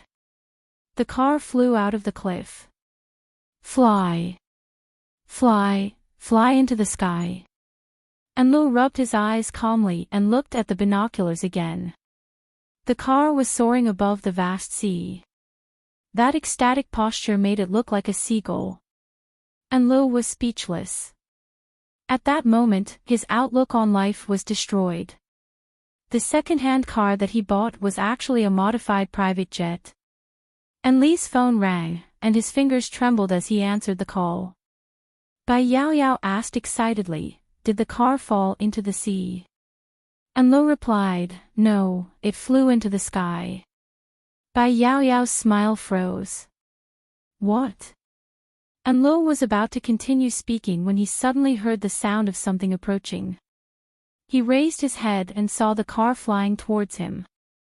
With a loud crash, the car crashed into the lighthouse and crushed Enlo underneath. The scene of an accident was born. Weiwei Bai sat in the car in a daze. Was this the comprehensive protective cover? Could it be that she had transmigrated from the Harry Potter world? Before Weiwei Bai could regain her senses, the car door was pulled open. Weiwei Bai raised her head and was shocked. A man with a head full of blood and a pair of sinister eyes took out a gun.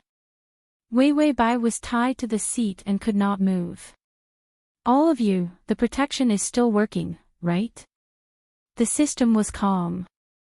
"It's not working." "Weiwei Bai, I can't take such a direct answer." Enlo wiped the blood off his face. His wound was still bleeding, so he couldn't see clearly.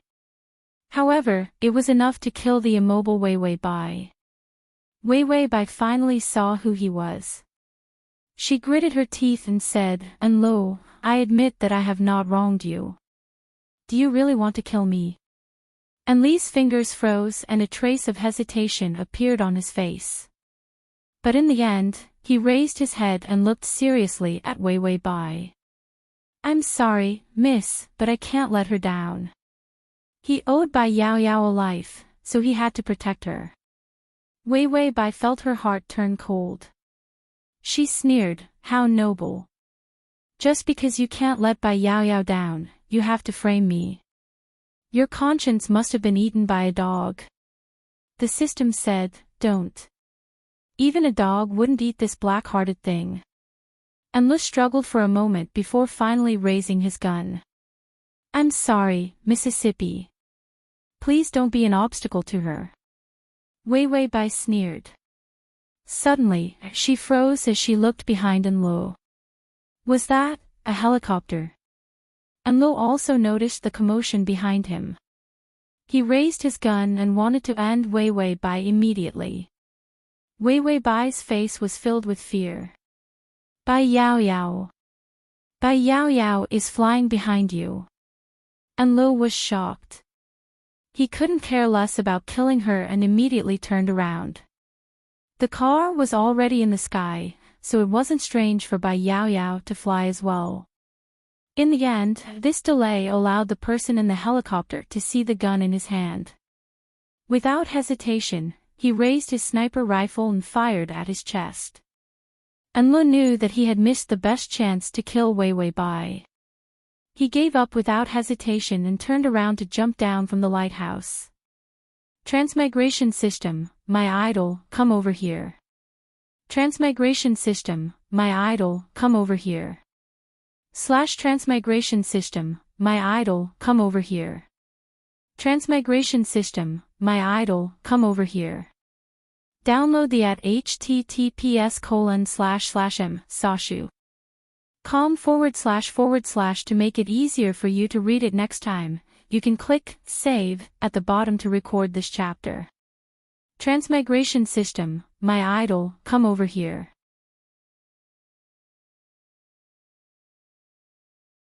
Chapter 147. The sea swallowed him in an instant. And the system's reminder also sounded. Comprehensive protection package comes with a gift, novice gift pack, 3 days of vegetative life. The host's life countdown is 3 seconds, 2 seconds, ding, the gift pack is unlocked, please complete the next task to save your life. Wei Wei Bai, how many novice gift packs are there in the end? In addition to the novice gift pack, this broken system won't give anything else. Before she could complain, a burst of darkness had swept her away. Qin Qiu saw the car on the lighthouse, the front of the car was inside, and the rear of the car was outside. What the hell? He saw the sleeping Wei Wei Bai tied to the driver's seat, but not harmed, and finally breathed a sigh of relief. The sniper on the helicopter said that he saw the killer and fired. When he was on the boat, he was scared, worried that the bullet would hit Wei Wei Bai. Yi Yuxuan, that fool, was heartless. He was worried that if he didn't care, Yi Yuxuan wouldn't be able to find someone to marry in the future. Why did he, a doctor, have to worry about a matchmaker's heart? He felt bitter in his heart. When Yi Yuxuan finished his dream and woke up, it was already dawn. He sat on the bed, not knowing what he was thinking. Suddenly he turned over and got out of bed, opened the notebook without shoes, and opened the blank work page. Gender, female, age, young, not more than 25, name, forgotten appearance, forgotten hobby, like cemetery full of flowers. Dislike, ticklish, snakes and other similar creatures, hospitals. Yi Yuxuan suddenly paused, he realized what the strange emotion rolling up from the depths of his chest was. It was desire. He longed to find her. This was the first time since Yi Yuxuan was born that he truly felt his own emotions. Although it was only a little, but for him, this was a miracle. The phone rang again, Yi Yuxuan picked it up. Qin Qiu said happily, haha, your fiancée was saved by me, I'm amazing, you must not know where I saved her, Yi Yuxuan hung up the phone calmly and then looked at the computer in deep thought. How could he find her? Could it be that he could only see her in his dreams? Qin Qiu, who was hung up on, was Yi Yuxuan planning to be alone for the rest of her life? At the very least, he should have asked. He hadn't even told him about his heroic rescue. Bai Weiwei sullenly opened her eyes and was about to say something. The system trembled as it reminded him, don't say anything first. The taste is a little heavy. Hang in there. Weiwei Bai was stunned. Then, she heard a man's deep and gloomy voice. I think the Empress Dowager also knows that Bai Zhao killed the people of the Western faction guards in a vicious and cruel manner. I've always been someone who gives me a foot, and I'll return 10. He chopped off my hands, so I skinned him. It's karma. These words were spoken neither slowly nor quickly, but they were cold and treacherous. Weiwei Bai finally realized what she had seen. The ground was covered in blood, and even the bricks on the ground were stained. A skinned human body was curled up on the ground beyond recognition. It was a mess of flesh and blood, and it was still twitching. Weiwei Bai, the man was sitting on a chair near the door, wearing a black and red robe. His long black hair was simply tied behind him with a dark hairband, but it was not messy at all. He was clearly sitting in the sun, but his murderous aura was cold, making people shudder. He held a teacup in his hand, and unhurriedly used the lid to scrape the tea. It was as if the blood on the ground was insignificant to him. Ding, the male lead's favorability is at -50. Transmigration system, male god, come here, /transmigration system, male god, come here // transmigration system, male god, come here. Transmigration system, male god, come here. Transmigration system, male god, come here.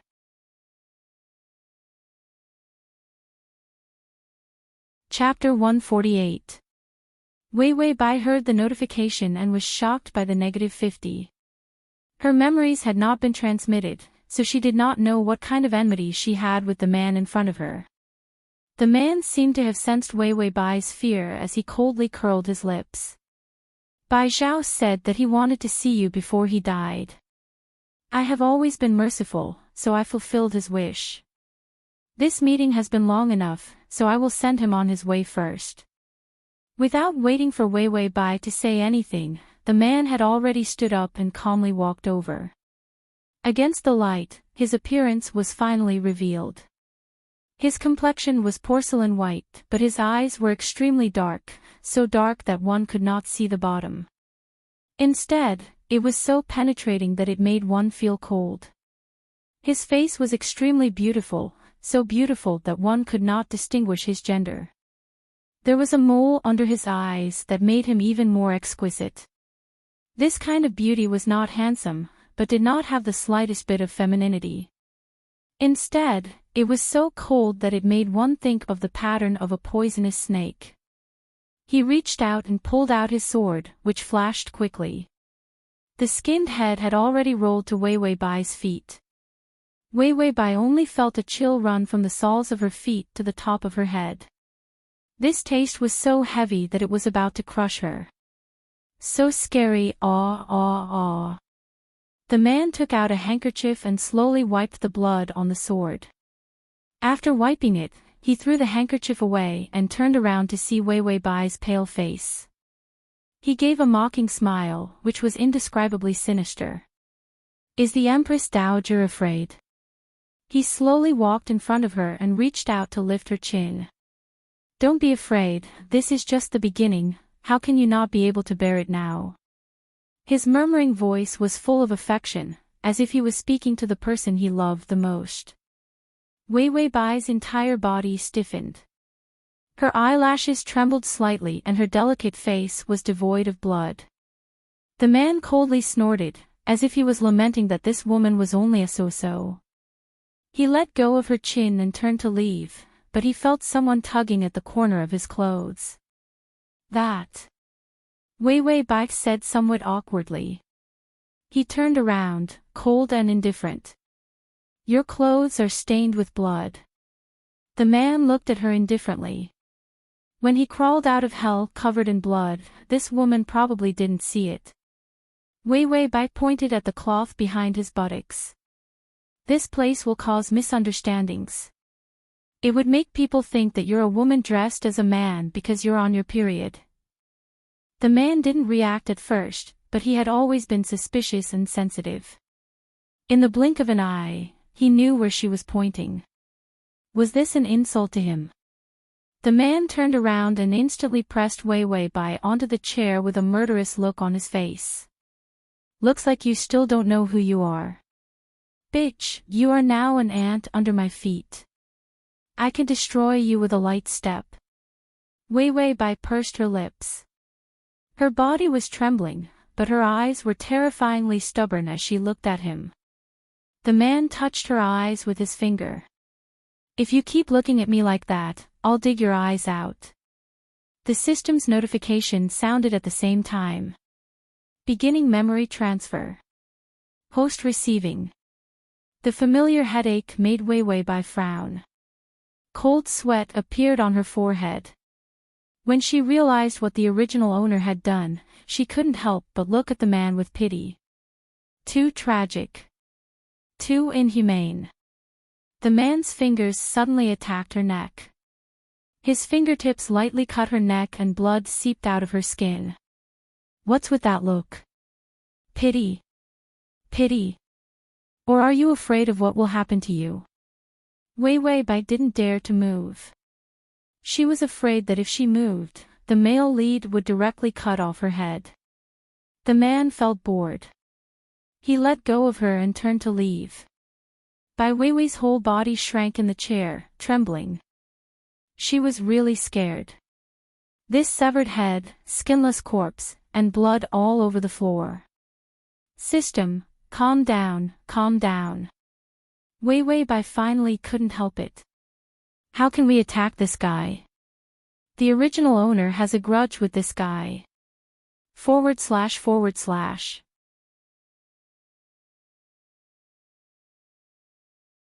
Chapter 149. Wei Wei Bai had already despaired of this mission. In the past, no matter how strange it was only a mother's death, or forced marriage. This time, she couldn't hold it at all. Just now, in front of her, the man who was skinned and beheaded, leaving behind a pool of blood, was Mu Yanjun. This guy was real. Too. Eunuch.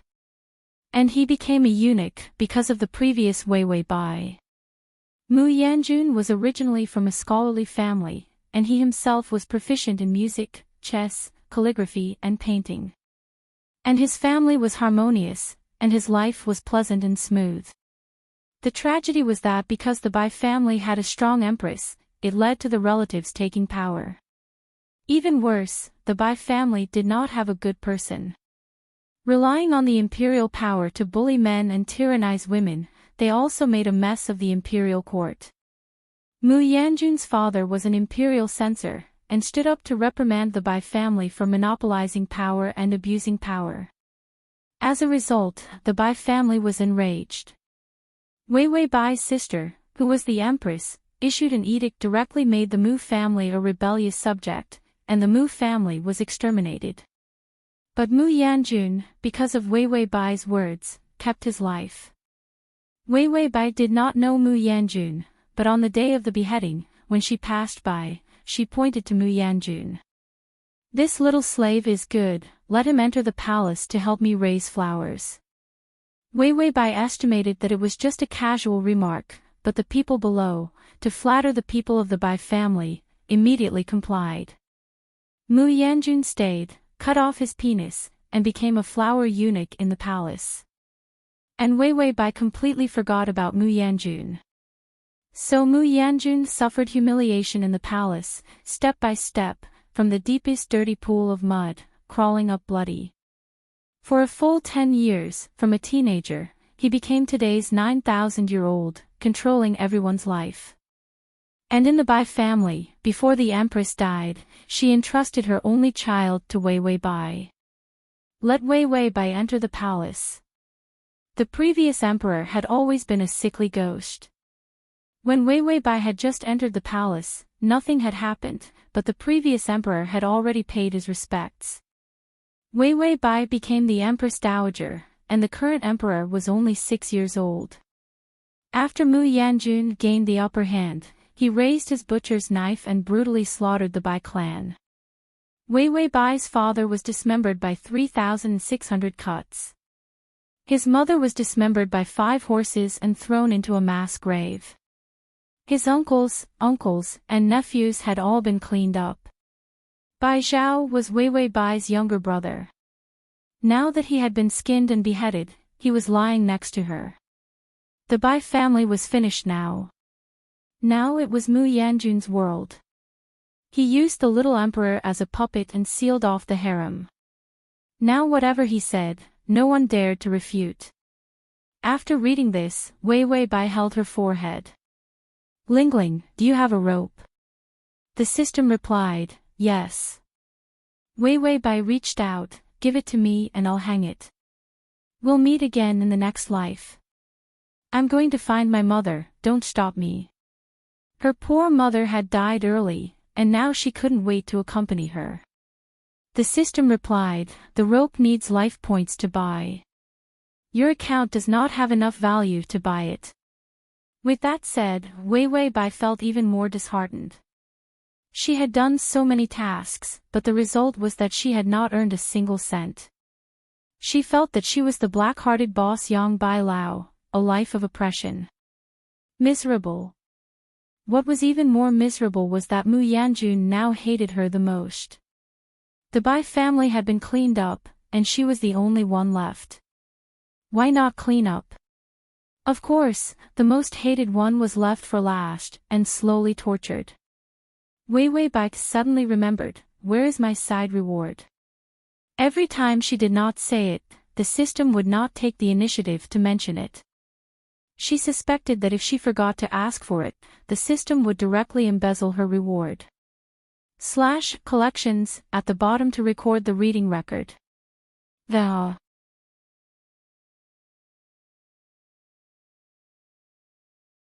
Chapter 150. The system flipped through the collection, but did not speak. Wei Wei Bai had already clasped her hands and prayed, God, give me unparalleled martial arts, supreme power, millions of elite troops, if not, reward me with a country-toppling beauty, let me captivate all living beings. The system was speechless. It said, side reward, give you a sky monkey, send you to heaven. Wei Wei Bai, the system chuckled, I lied to you. Ding, the system rewards the White Lotus temperament, issued. Wei Wei Bai was silent, her eyes calm. The system worried that she would not take it easy, and really want to hang herself in front of Mu Yanjun's door, advised, it's okay, the favorability is only a trivial -50. -50 means that the male lead wants to kill you 100 times a day, and he can't kill you quickly, how to torture you to death, how to kill that kind of hatred. You work a little harder, brush up the favorability, and complete the task. The system's words were like a math teacher saying, come, math is not terrible at all. Let's give an example, 1 + 1 = 2. Very good, you already understand the basic principles of math. Come, please prove why 1 + 1 = 2. What a fuck.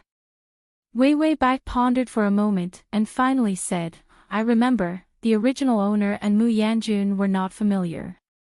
System, not familiar, the male lead only knows that this woman cut off his JJ, causing him to become a eunuch, so every time he is bullied, he will put the blame on the original owner. Speaking of meeting, Mu Yanjun had never seen Wei Wei Bai. If you don't count today's meeting of throwing the skinned corpse. Wei Wei Bai clapped her hands, that's good, if we were too familiar, my personality would change greatly, and he would not be fooled. The system was puzzled. Wei Wei Bai touched the system's dog head, come, I'll show you what a lovely little white lotus is. The smell of blood wantonly spread. All the officials at the scene were quiet and terrible, each as stiff as stone. The only one sitting was Mu Yanjun, lazily leaning against the chair, his fingers tapping the armrest of the chair. His eyes slanted slightly, and the corners of his delicate eyes lifted, bringing out a trace of malicious sternness. Darren, you all serve His Majesty. You all know that His Majesty is still young and cannot be frightened. You came to His Majesty's residence with great fanfare, shouting and killing. Are you planning to rebel? The last sentence was said in an evil and ruthless manner, sending chills down people's spines. The dozens of officials kneeling on the ground were either related to the Bai family or had harmed the Mu family in the past. They were also staking everything on one throw. They wanted to enter the palace tonight to snatch the emperor away and protect themselves. As a result, Mu Yanjun was already sitting outside the emperor's residence, waiting for them to take the bait. An official said in a trembling voice, "We just want to see His Majesty." The corners of Mu Yanjun's mouth lifted, a smile that was not a smile, but his tone was very cold. "Oh, bringing a knife to see His Majesty, it seems that you think the snow in this palace is too dull, and want to use your own blood to add color." An official couldn't stand it. He shouted, "Traitor Mu, you put the Empress Dowager and His Majesty under house arrest. Everyone knows that you are a traitorous eunuch. A lowly thing like you is worthy to talk to us here. Sooner or later you will not have a good death." Mu Yanjun's fingers tapping the armrest stopped, his face as heavy as water. He casually raised his eyes, and suddenly revealed a smile. "Well, then I will send you on a journey, let you go talk to Yama, let him come and take my life earlier." With that, he raised his hand and said coldly, "Kill them all for me." The guards who had already surrounded him pulled out their knives, and in a flash, the palace was stained with blood. Mu Yanjun got up and heard the little emperor crying in fear in the palace, and felt his mood improve. But when he thought of others calling him a eunuch, his eyes sank, and his mood became irritable again. / comma.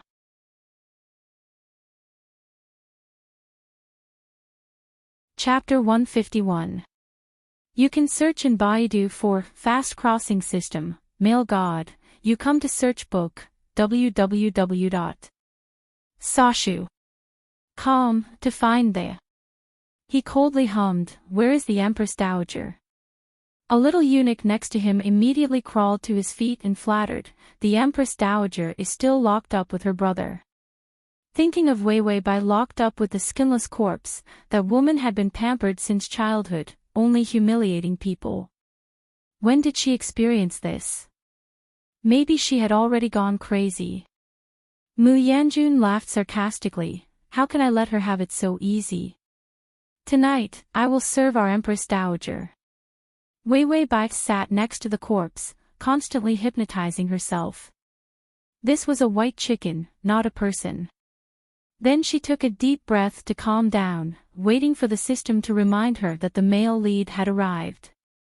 A choking sound suppressed in her throat, very bleak. "Little Zhao, sister is useless, I can't protect you. You have been kind since childhood, and your only dream is to protect your home and defend the country. You are only 16 years old, how can you suffer this?" Mu Yanjun had just walked to the door when he heard Wei Wei Bai's words. He coldly hummed, "Bai Zhao was vicious and domineering. He never regarded civilians as human beings, and it was unknown how many people he had killed. He was kind. Protect the home and defend the country. What a joke." Wei Wei Bai weakly choked, "I can't kill the traitor, I can only accompany you myself, my poor kind brother." Mu Yanjun heard the sound of the blade being pulled out and kicked the door open. He walked in and saw Wei Wei Bai holding a knife to her own chest. Her eyes were desperate and confused, and the knife was about to enter her chest. Mu Yanjun casually picked the flower leaf next to him, flicked the leaf, and directly bounced off the knife in Wei Wei Bai's hand. Wei Wei Bai was startled, and her whole person stepped back. Her skirt was stained with blood, and she was somewhat embarrassed, but it did not diminish her soft and beautiful appearance. The Empress Dowager's status is noble. Isn't it too dull to die like this? Mu Yanjun's indifferent tone sounded ghostly and gloomy in the night. Wei Wei Bai's face was pale, but she was not afraid. Her eyes were clear and fearless in the candlelight. The traitor is in power, there is no way to be loyal. Wei Wei Bai looked at Mu Yanjun, her back straight and upright. My Bai family is loyal and devoted to those above, humble and virtuous to those below. We have never wronged anyone, nor have we ever slandered anyone. Now that we have fallen to this end, it is to repay the country with death, leaving behind a good name for hundreds of generations, a heart of loyalty. The system silently flipped through the Bai family's information. Framing the loyal, abusing power and interfering in politics, bullying men and women, corruption and selling official positions, causing the imperial court to be in a foul atmosphere and the people to have no way to make a living. The host's ability to lie through his teeth must be at least level 10. Mu Yanjun seemed to have heard a joke, and laughed darkly. You say, you have never wronged a person. Wei Wei Bai stood in the coagulated blood and raised her head to look at him. She was neither afraid nor hesitant. Yes, because I know that they are all kind people. The system silently flipped through the information folder and looked at the number of people that the Bai family had killed by mistake. It was enough to build the Great Wall. He was so fucking kind. Mu Yanjun looked at her, but he could not see the fear he wanted, the timidity, and the guilt. She stood quietly in the pool of blood, clearly weak, but there was a sharp coldness like a steel knife. She emphasized word by word, even if I die, I know that our Bai family is righteous and kind, and you are doomed to stink for thousands of years. Mu Yanjun only felt that his reason was broken. Wei Wei Bai gently tapped the system. Do you know what makes the victim collapse the most? The system had already admired her ability to lie. What is it? Wei Wei Bai, deny that he has been harmed, and then he will. Not waiting for her to finish, a cold hand had already gripped her neck. Wei Wei Bai, very good. Mu Yanjun's eyes lit up like a ghost fire. I won't let you die, I will let you live a life worse than death. //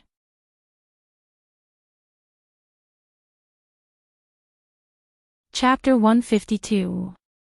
You can search in Baidu for Fast Crossing System, Prince Charming. You come to search book, www.sashu.com, to find the system's obsessive-compulsive disorder flared up. Then what will he do? Wei Wei Bai's face was noble and cold, pitiful and unyielding. He will leave me a dog's life, and then toss me to my death. I have to admit that he is a pitiful victim, and my idiot father, mother, brother and so on are the culprits. System, I thought he would increase his favorability towards you.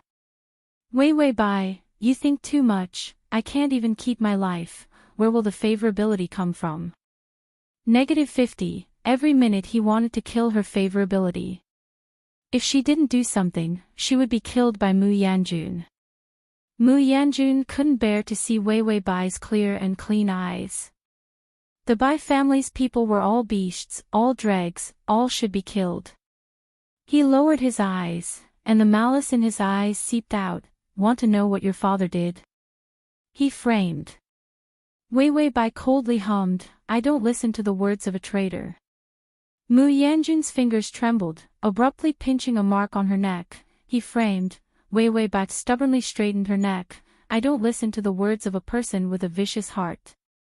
Mu Yanjun gritted his teeth. Wei Wei Bai suddenly sneered. You don't want to say that my Bai family framed loyal people, ran amok, acted recklessly, killed countless innocent people, and then put a tall hat on yourself, saying that you were one of the people who were framed, so you came for revenge. Mu Yanjun. Isn't this well known? Wei Wei Bai's tone was cold and righteous. Do I look like a person who is so easily deceived? What you said is a lie. Mu Yanjun only felt that his anger of revenge was abruptly blocked by Wei Wei Bai's words. His brows furrowed, and anger colored his eyes. The calm voice also became fierce. Have you forgotten how you made me like this? Wei Wei Bai sized him up and said seriously, I don't know you. Ding, the male lead's favorability is at -52. Mu Yanjun finally got angry. His hand touched the dagger at his waist, and the tip of the knife directly stabbed into Wei Wei Bai's eyes. Wei Wei Bai didn't even blink. She looked like she wasn't afraid of death. The tip of the knife was so close to touching his eyes. Mu Yanjun's voice was clear and low, completely different from his gloomy and treacherous tone. Your Bai clan has stirred up chaos in the world. The people have no way of making a living, and who knows how many people have died. You still have the face to tell me that the Bai clan is a loyal subject. Wei Wei Bai's face was pale, and her long hair was draped over her back. She looked so delicate that she would break at the slightest touch. But facing the tip of his knife, her pupils didn't even shrink. She pursed her lips, frowned, and said word by word, why don't I have the face to say it? What I said is the truth. Our Bai family has been loyal for generations, how can you slander us? She was not afraid at all. She was so innocent that she really felt that the Bai family was kind.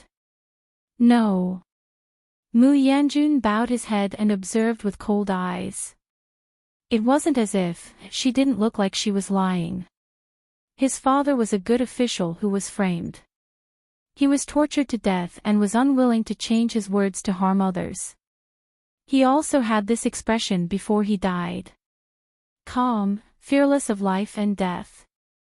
His eyes were full of calm and clean firmness. Wei Wei Bai suddenly reached out and grabbed the blade of his knife. She looked up and sent the knife to her own neck. Her movements were clean and neat, without a trace of hesitation. Her fingers were cut by the knife, but it couldn't stop her resolute desire to die. Mu Yanjun's black and strange eyes trembled slightly. His hand moved as fast as lightning, and the dagger returned to its scabbard. Wei Wei Bai couldn't retract her strength. Her whole body was thrown into his arms. Read at https://www.sashu.com//. Read at https://m/sashu.com collections at the bottom to record the reading record.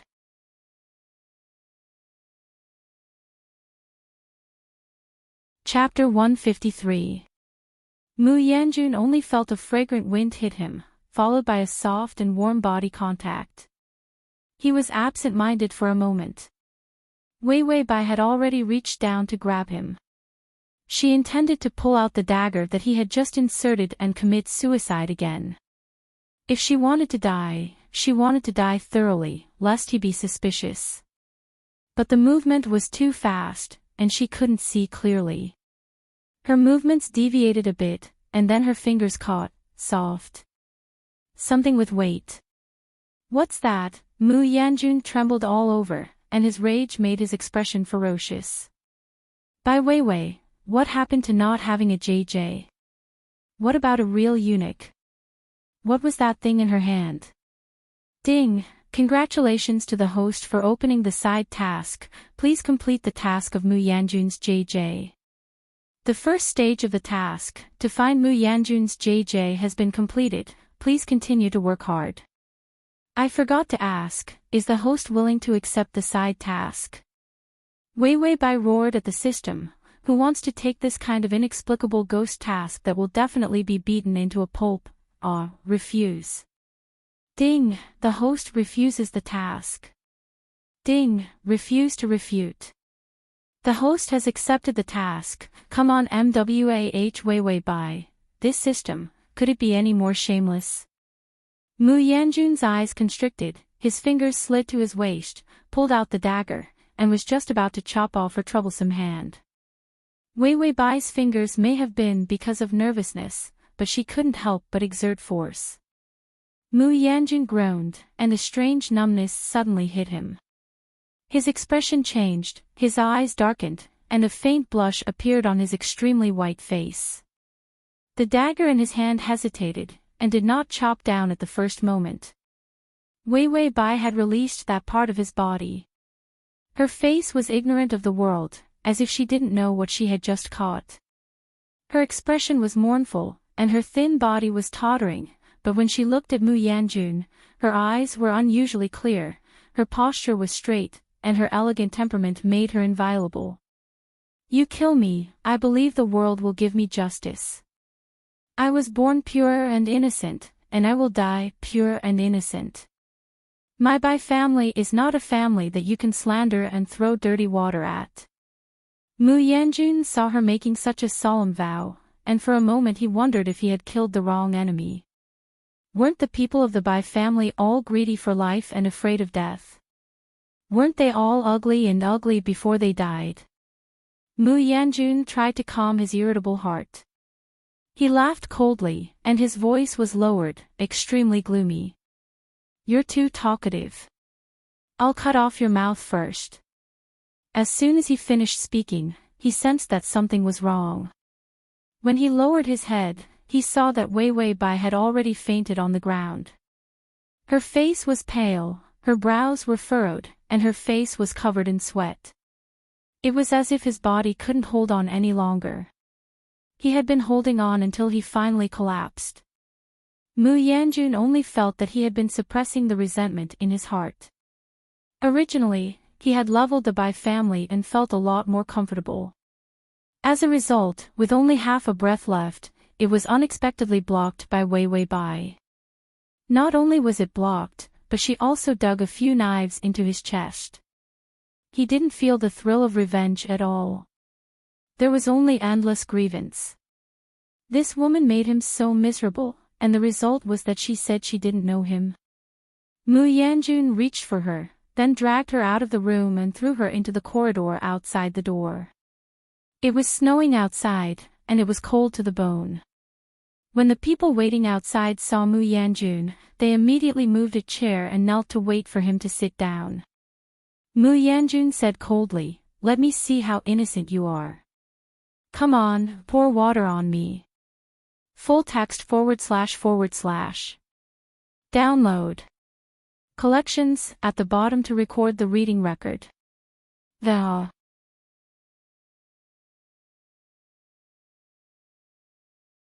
Chapter 154.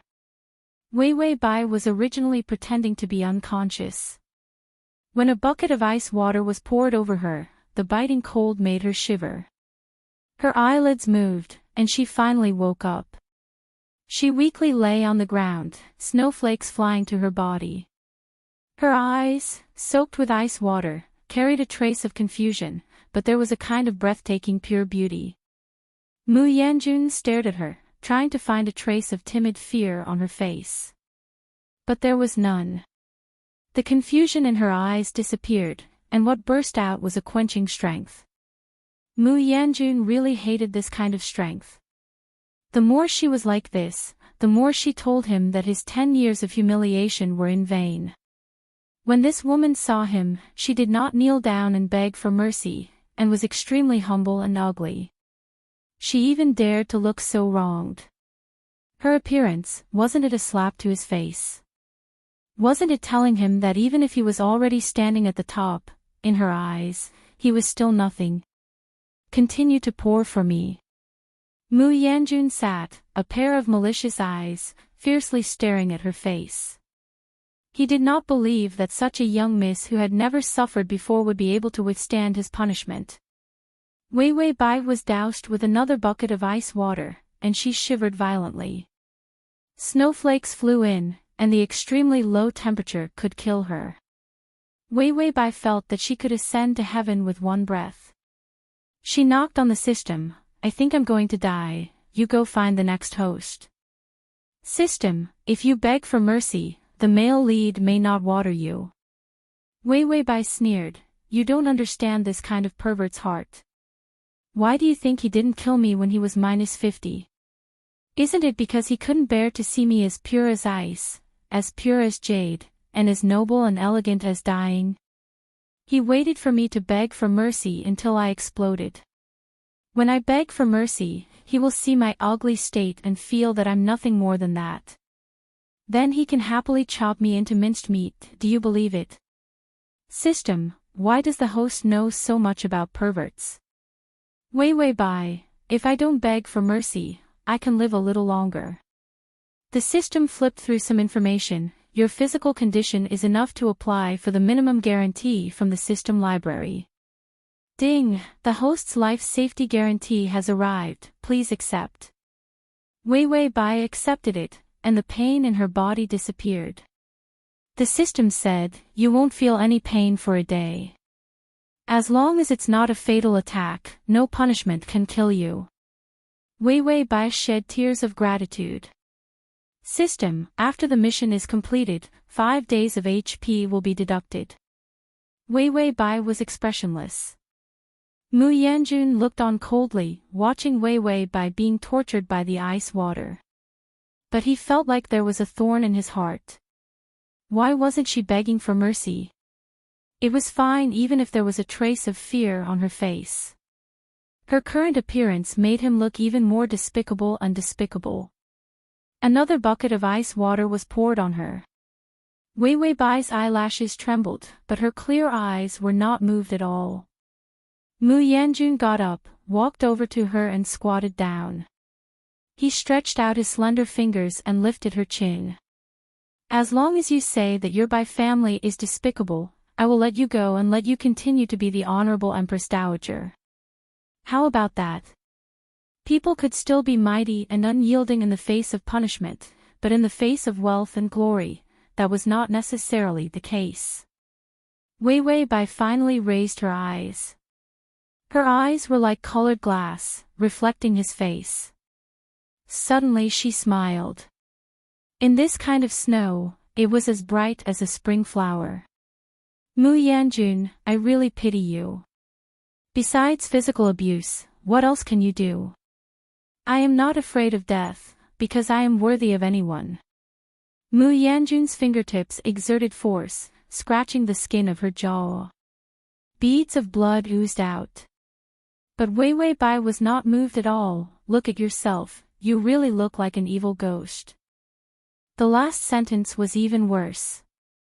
These days, because the new story is more difficult to write, there has been no time to take care of the comment section. I can't reply to the rewards and comments, I'm sorry. There will be time in the future to make up for it together. Thank you for your encouragement. I'm very happy. See you tomorrow night. Address of the full text, https://www.sashu.com. Download address of the mobile reading, https://sashu.com.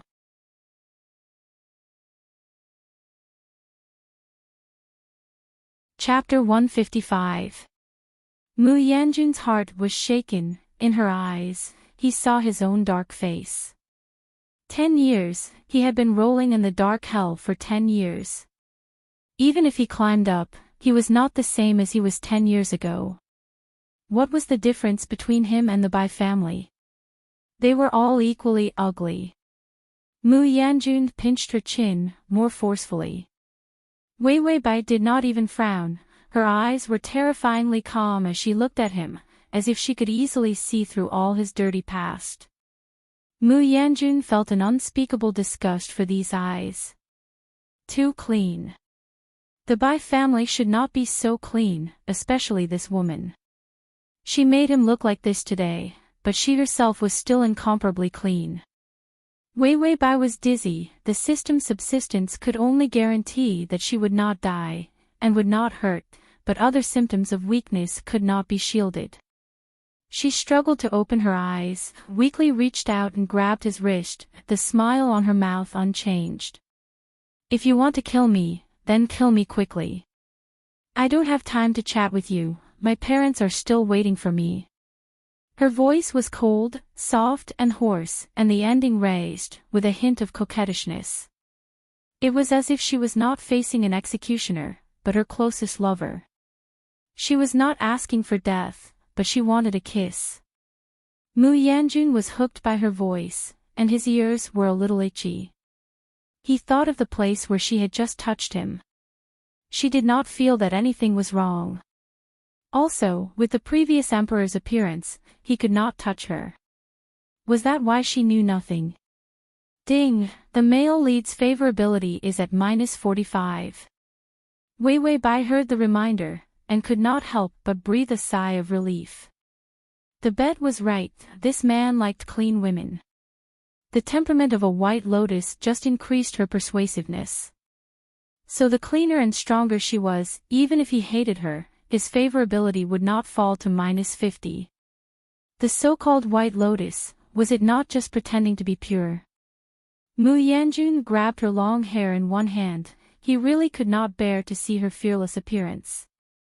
He was just about to say a few sarcastic words, only to find that she had softly sprawled, her face was like ice and snow, bloodless, and had already fainted. Mu Yanjun released her hair, got up and looked at her coldly. Suddenly, he turned around and saw the servant beside him carrying ice water. He walked over and grabbed the bucket of water, pouring it on Wei Wei Bai. Wei Wei Bai's eyelashes trembled. This time, she would never wake up. Mu Yanjun's eyes were filled with anger, but the corners of his mouth were smiling. Well, I'd like to see how long you can persist. He had once persevered like this, but what was the use of perseverance? In the end, he still ended up like this. Why was she special? Mu Yanjun gloomily looked at her, ignoring the peculiar fluctuations in his heart. He turned and reached out. Immediately, a chamberlain came to support him, and the people below heard Mu Yanjun's instructions. Guards, bring the Empress Dowager into the prison of the West Factory. When the others heard about the prison in the Western Factory, they couldn't help but tremble.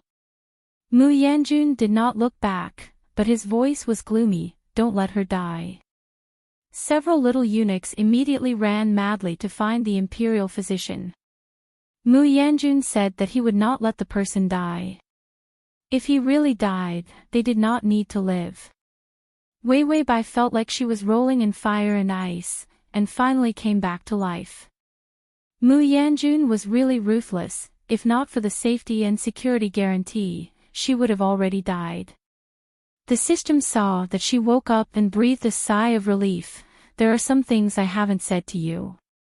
Fortunately, you woke up.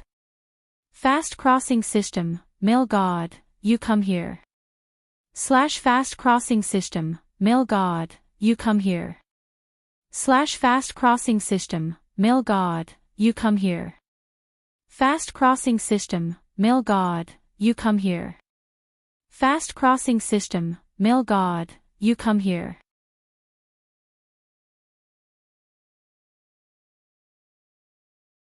Chapter 156.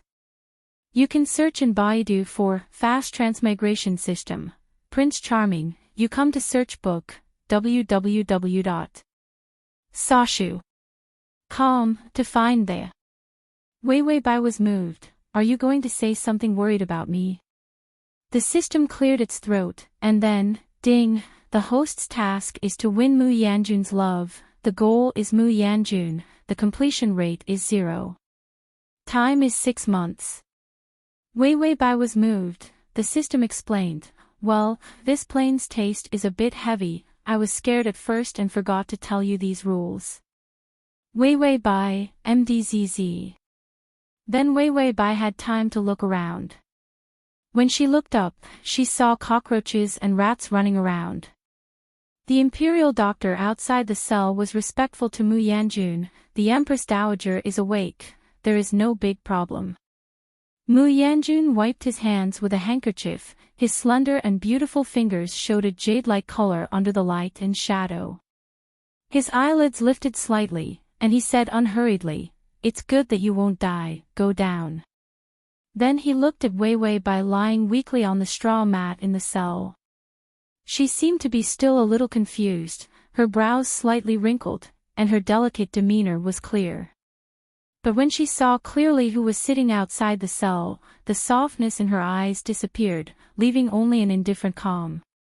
Mu Yanjun's fingers holding the handkerchief paused. He really hated that he could not peel the calm off her face. "The Empress Dowager, are you awake?" he asked knowingly, his indifference full of malice. Wei Wei Bai did not lift her eyes, just stared at the wall. A big rat ran past from the side, but she did not know how to be afraid. Mu Yanjun smiled gloomily. The Empress Dowager knows why the rats in this prison are so fat and tender.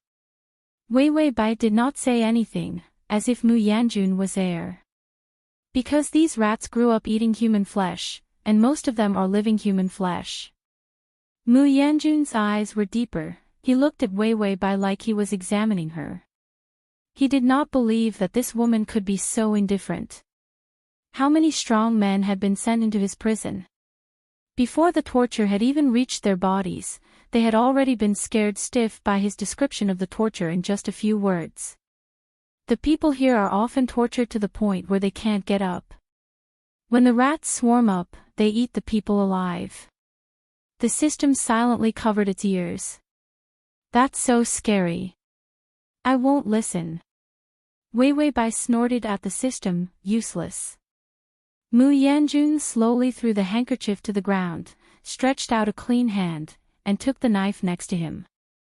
"Do you know what the knife in my hand is for?"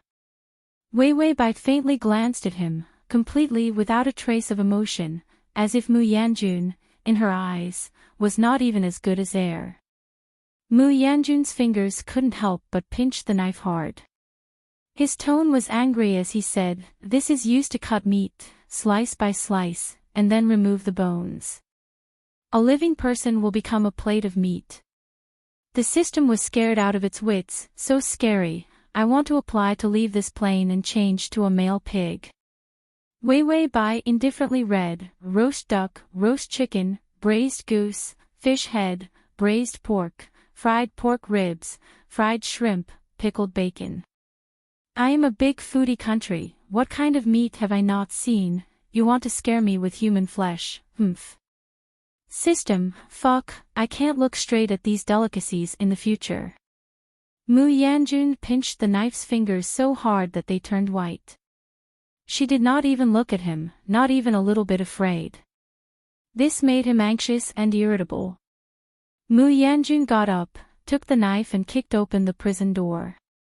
In a flash, he came to Wei Wei Bai, and the knife stuck to her cheek. "It seems that the Empress Dowager thinks that I dare not use the punishment I just mentioned on you."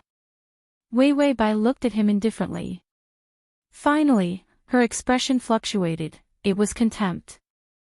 "Fast crossing system, male god, you come here / fast crossing system, male god, you come here full text / fast crossing system, male god, you come here download txt fast crossing system, male god, you come here the fast crossing system, male god, you come here, comma."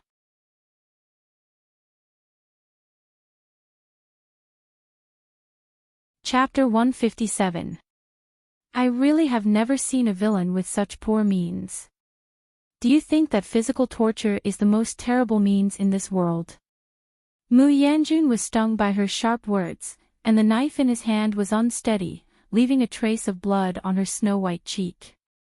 Seeing the blood, his heart trembled, and his movements unconsciously slowed down. Ding, the male lead's favorability is at -40.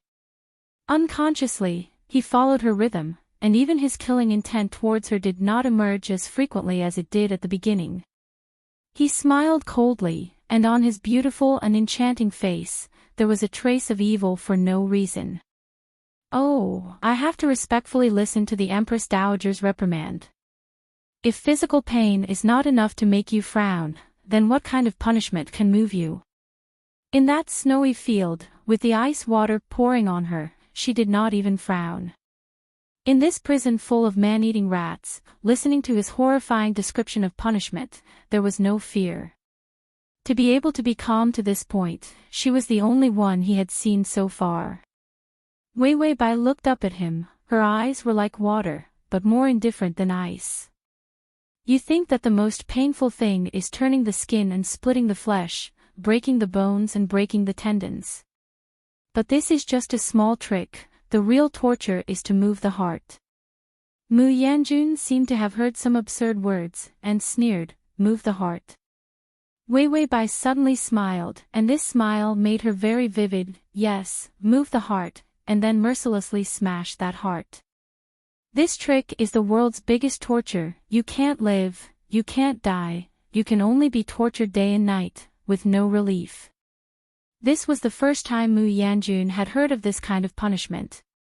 But after thinking about it, he felt that it was indeed true. What was more painful than crushing a person's heart? Wei Wei Bai finished saying this, and tiredly closed her eyes, so you can't make me suffer, because I won't be moved by you. Mu Yanjun laughed angrily. He couldn't bear to see her indifferent attitude. He reached out and pushed her against the cold wall. He held her face in his hands, and with his cold lips, he maliciously stuck to the bloodstain on her cheek. Wei Wei Bai's entire body trembled.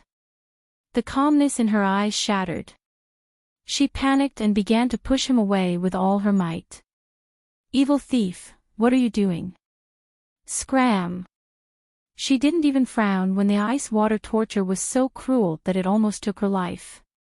In the end, a simple kiss was enough to frighten her to this extent. Mu Yanjun caught her weakness. He didn't care about her weak resistance at all. The kiss became terrifying. He licked the wounds on her face like a gorgeous beast, his eyes full of aggression. Wei Wei Bai was even more frightened. Tears gathered in her eyes. Don't touch me, don't touch me. Mu Yanjun's movement stopped, and she breathed a sigh of relief. He saw her relaxed expression, and the malicious smile on his mouth became more obvious. So you are afraid of this? Wei Wei Bai didn't open her face. Her face was pale. You are a rebellious madman. If you want to kill me, then kill me. You can't use such a dirty method to humiliate me. These words made it clear to him that she was not afraid of torture, but of being humiliated. Mu Yanjun smiled, and flipped her over to the ground. He bowed his head and captured her soft lips, violently sucking and ravaging. What are you afraid of? What am I going to do? Wei Wei Bai finally cried, let me go, you let me go. Mu Yanjun's sullen mood was finally soothed. He knew how to torture her. Ding, the male lead's favorability is at -30.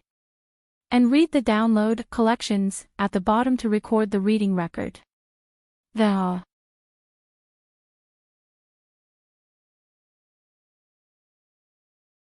Chapter 158. Wei Wei Bai's struggle was so insignificant that Mu Yanjun easily suppressed her feeble resistance. Although Wei Wei Bai was already the Empress Dowager, she was still young when she entered the palace.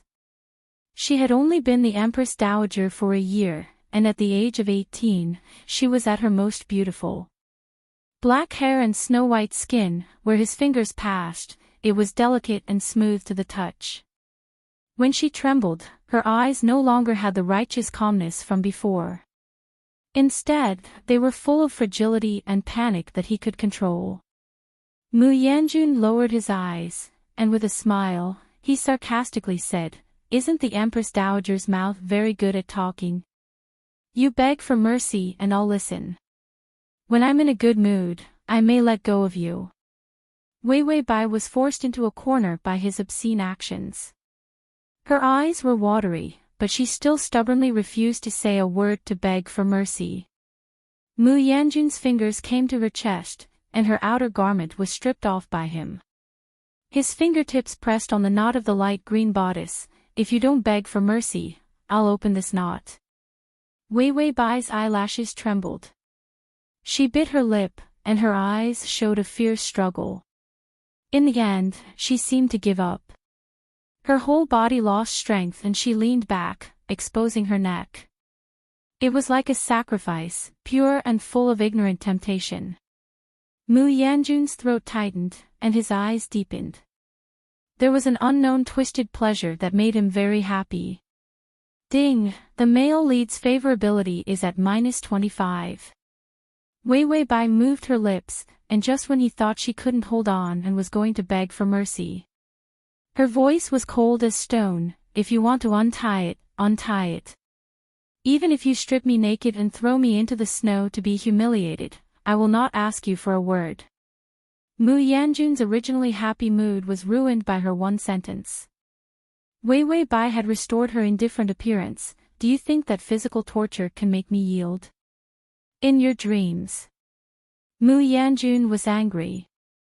His fingers moved, and he directly opened her belly band. A large area of delicate snow-white skin was exposed. Wei Wei Bai's eyes flickered. Although she tried not to be afraid, her body couldn't help but tremble slightly. Mu Yanjun sneered, trying to suppress the strange impulse of seeing the girl's body. He gloomily said, "Then I will help you. I will strip you naked and throw you into the snow." After he finished speaking, he got up and reached out to drag her.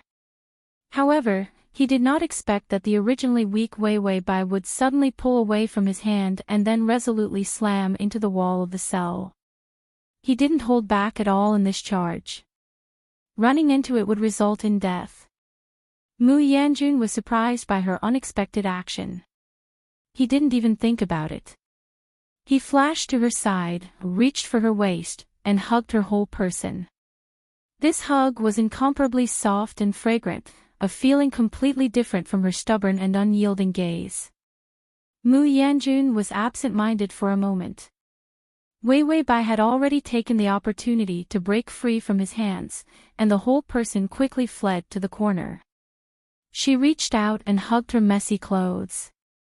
She shrank in the corner, glaring at him with red eyes. She was wronged and helpless, but there was no sign of surrender. Mu Yanjun suddenly remembered that when he first entered the palace and was abused and bullied, he also had this attitude. Refused to give in. But was covered with scars. He revealed a gloomy smile, walked up to her, bent down, and reached out to touch her face. "You want to die, I won't let you die." Wei Wei Bai suddenly grabbed his hand and bit down hard. Her teeth broke the skin on the back of his hand, and blood flowed out. Fast crossing system, male god, you come here to read the ad. https://www.sashu.com/fast crossing system, male god, you come here to read at https://www.sashu.com/fast crossing system, male god, you come here to txt download at https://www.sashu.com fast crossing system, male god, you come here to read the ad https://sashu.com the fast crossing system, male god, you come here, comma.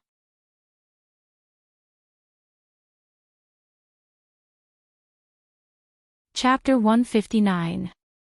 Mu Yanjun reflexively pulled back his hand, and the violent wind pushed her away. The huge force made her hit the wall, and blood flowed from her forehead. Mu Yanjun was surprised. He reached out and picked her up. His fingers touched her neck, and when he felt the familiar pulse, he breathed a sigh of relief. Ding, the male lead's favorability is at -20. Outside the prison door, a little eunuch suddenly knelt and said, "Du Zhu, the emperor said he has something to tell you." Mu Yanjun held the person in his hand, and other things seemed to be unable to arouse his interest. He looked down at her. His tone was cold again. "Oh, what is the little emperor making a fuss about?" The little eunuch was respectful. He said, "If the empress dowager dies, he will also die." Mu Yanjun chuckled, incomparably cold. "Oh, this is all rushing to die. How come I don't know, the Bai family, the remaining two, one has more integrity than the other." The little emperor also had half the blood of the Bai family. When the little eunuch heard his laughter, he trembled all over, thinking that the Empress Dowager and the little emperor were going to die. As a result, he heard Mu Yanjun casually say, "You go and tell the little emperor, if he makes any more trouble, I will kill the Empress Dowager." The little eunuch's mouth was quick, "Don't you want to kill them now?" During this time, the people of the Bai family were almost killed by Mu Yanjun. Mu Yanjun slowly walked in front of the little eunuch. Suddenly, he lifted his foot and kicked him out. "When I want to kill people, do I need you to question it?" Wei Wei Bai felt that this plane was tormenting her to death. She was in pain all over, and in a daze, there was a broken cry in her ears. "Mother, wake up." Bai Weiwei thought someone was playing a Qing dynasty drama. She struggled to open her eyes and saw a little fatty lying next to her, crying and sobbing. "Weiwei Bai, who is this?" "System, your son." Weiwei Bai woke up with a start. When did she have a son? Little fatty saw that she had woken up and shouted, "Mother, you're alive." Weiwei Bai said weakly, "I'm not dead yet." She recalled the information and barely recognized the fat man as the 6-year-old emperor, the son of the older sister of her current body. The little fatty whined, "Mother, I'm so scared, Mu Yanjun, that dead eunuch killed a lot of people." The system reminded her, "The male lead is outside." Little fatty rubbed his eyes. "He's just a mere eunuch. Even if he forces us to our deaths, can he still become the emperor?" Weiwei Bai had a hard time getting Mu Yanjun to change from killing her to torturing her. For little fatty to poke his sore spot like a eunuch, isn't he just asking for death? Weiwei Bai weakly stopped him. "Don't say that. At the very least, don't curse so harshly." Little fatty started crying, "Why can't I say it? She's just a lowly servant." He was so young, yet he was already so good at scolding others. He had a bright future ahead of him. But she didn't want to die with him. Was it easy for her to live until now? Weiwei Bai thought of how she dealt with the brat in the past. Suddenly her face changed, and she said in a deep voice, "Enough, Your Majesty." Little fatty was startled, frightened by her. Weiwei Bai coldly said, "Even if you're an enemy, you can't open your mouth and keep insulting people. To fight, you have to fight fair and square. To die, you have to die fair and square. You scold people behind their backs, not only do you lose your own face, but you also lower your own status." Little fatty was silly. What happened to his mother? Didn't she love to gossip behind his back? Slash. Slash. Button.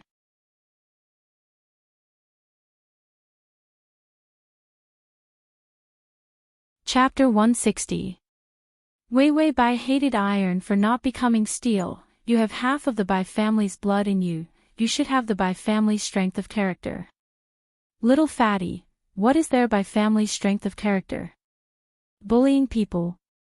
Little fatty said with some trepidation, "Mother, whether it is the Bai family or the royal family, they have all been killed."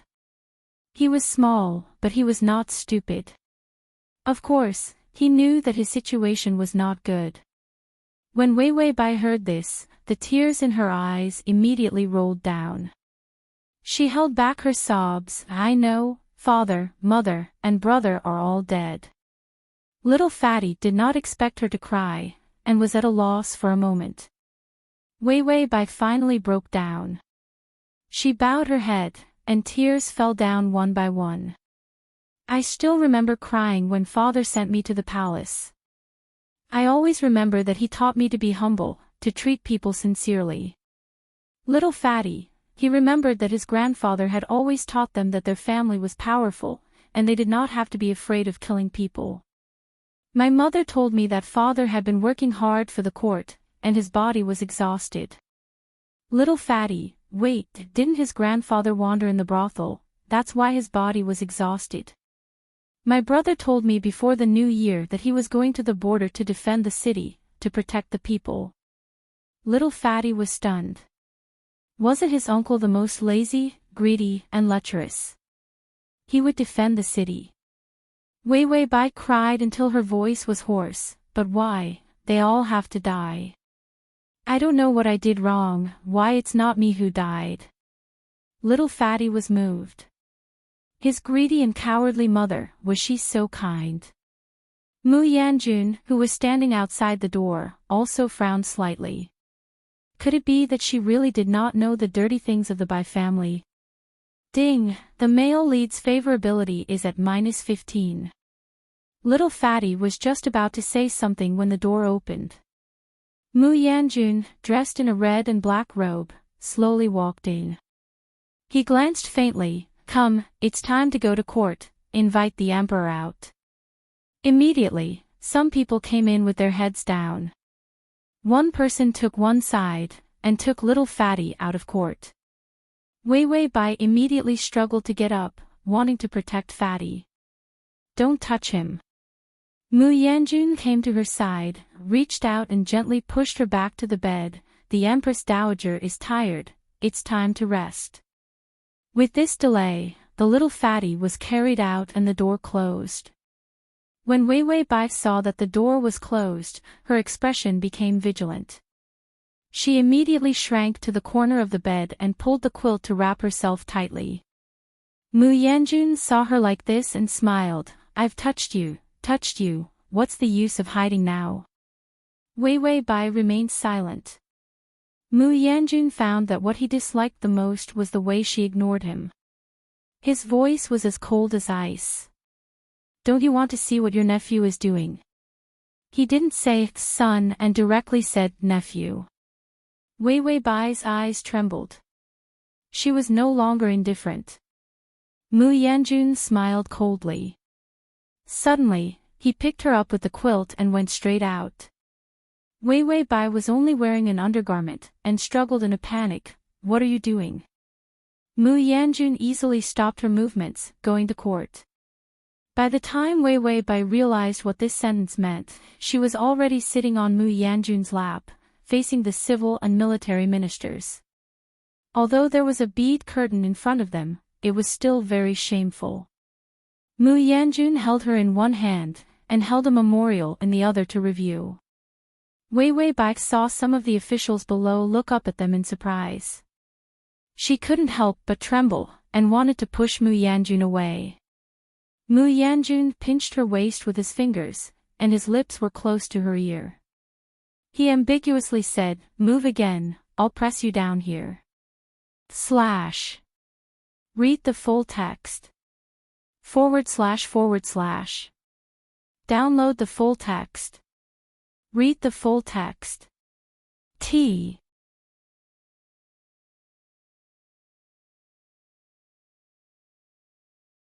Chapter 161. Wei Wei Bai glared at him angrily, her face blushing uncontrollably. Mu Yanjun saw her misty eyes, and his incomparably sullen mood finally improved a bit. Little Fatty sat on the throne with a trembling face, like a fat quail, obediently huddled in the seat, not daring to express any opinions.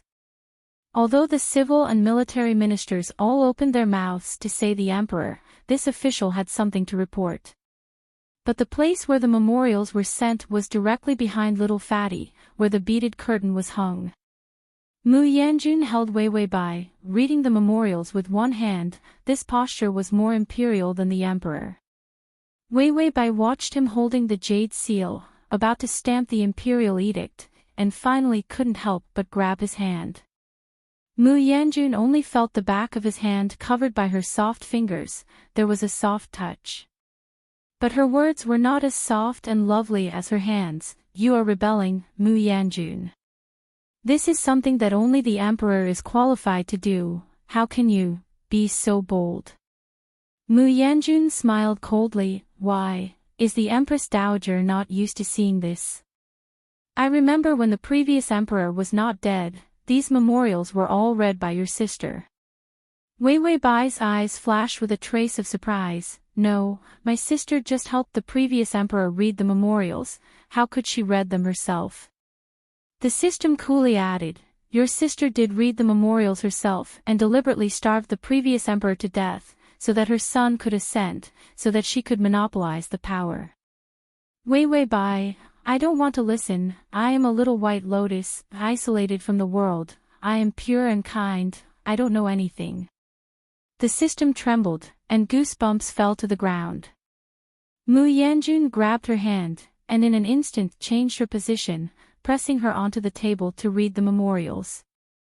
Wei Bai was shocked, her voice trembling. Mu Yanjun, you stop, there are people below. Mu Yanjun enjoyed her panic. He bowed his head, his body clinging to her, his voice soft and ghostly. Isn't it better to be human? You can shout to them for help. Just say that I'm taking advantage of you and taking advantage of you. Wei Bai's voice trembled. Mu Yanjun, do you have to humiliate me like this? What did I do wrong to you? You killed my entire clan, why didn't you kill me as well? Why do you have to torture me bit by bit? Mu Yanjun's eyes flashed with anger, and the smile at the corner of his mouth became even colder. You don't know me. I am now in this state of being neither human nor ghost, not all thanks to you. With just a word from your sister, my entire family will be exterminated.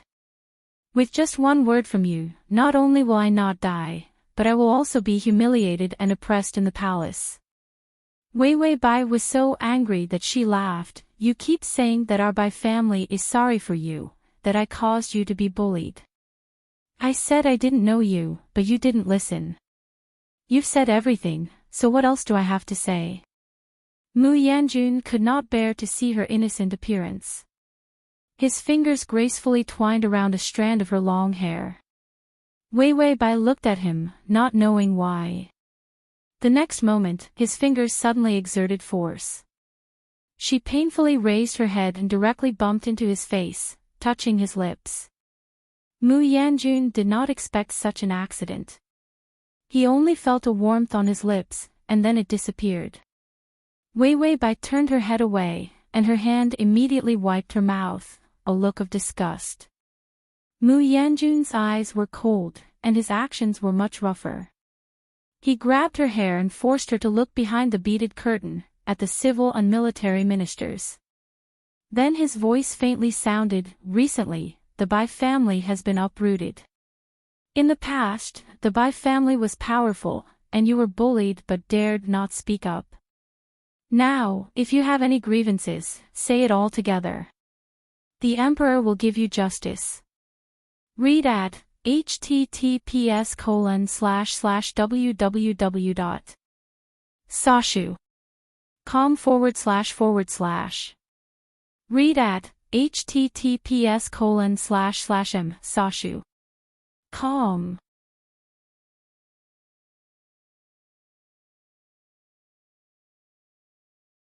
Chapter 162. Little Fat Quail trembled. He could not even make a decision for himself, let alone for others. Mu Yanjun's words fell. A civil official cried, Emperor, you have to make a decision for this official. Oh. The Bai family is full of evil, that Bai Zhaoqiang married my 18th concubine and did not give a betrothal gift. Wei Bai, another official cried, Emperor, the Bai family is not human, they are officials and do not take the exam. Wei Bai, yes, not only do they not take the exam, they don't pay for their meals, they don't pay for their lives, they don't pay for their debts, and when they go whoring they want the procuress to pay for their food. Is there any justice in this? Wei Bai was speechless for a moment, then knocked on the system. What to do? I can't play the role of the pure and innocent poor little white lotus. Do these clowns want to make me laugh? System, come, I'll tell you a joke. Wei Bai, get lost. The civil and military ministers wept as they counted the crimes of the Bai family. Wei Bai's eyes began to dim. Her original struggling movements, with the voice accusing the Bai family, softened. The twisted malice in Mu Yanjun's heart was satisfied as the light in her eyes dimmed. He was like a demon, sticking to her body, faintly saying, You see, what is the Bai family? Your so-called family of martyrs is nothing more than self-deception. Wei Bai trembled all over. She weakly retorted, "Don't say it." Mu Yanjun was even more pleased. Breaking her insistence, he felt comfortable all over. "You listen, you think of a loyal father, is a traitor who has killed countless people." Wei Bai trembled even more. She desperately struggled, "Don't say it again. And your good brother, he is an ignorant and incompetent villain who only knows how to bully men and women."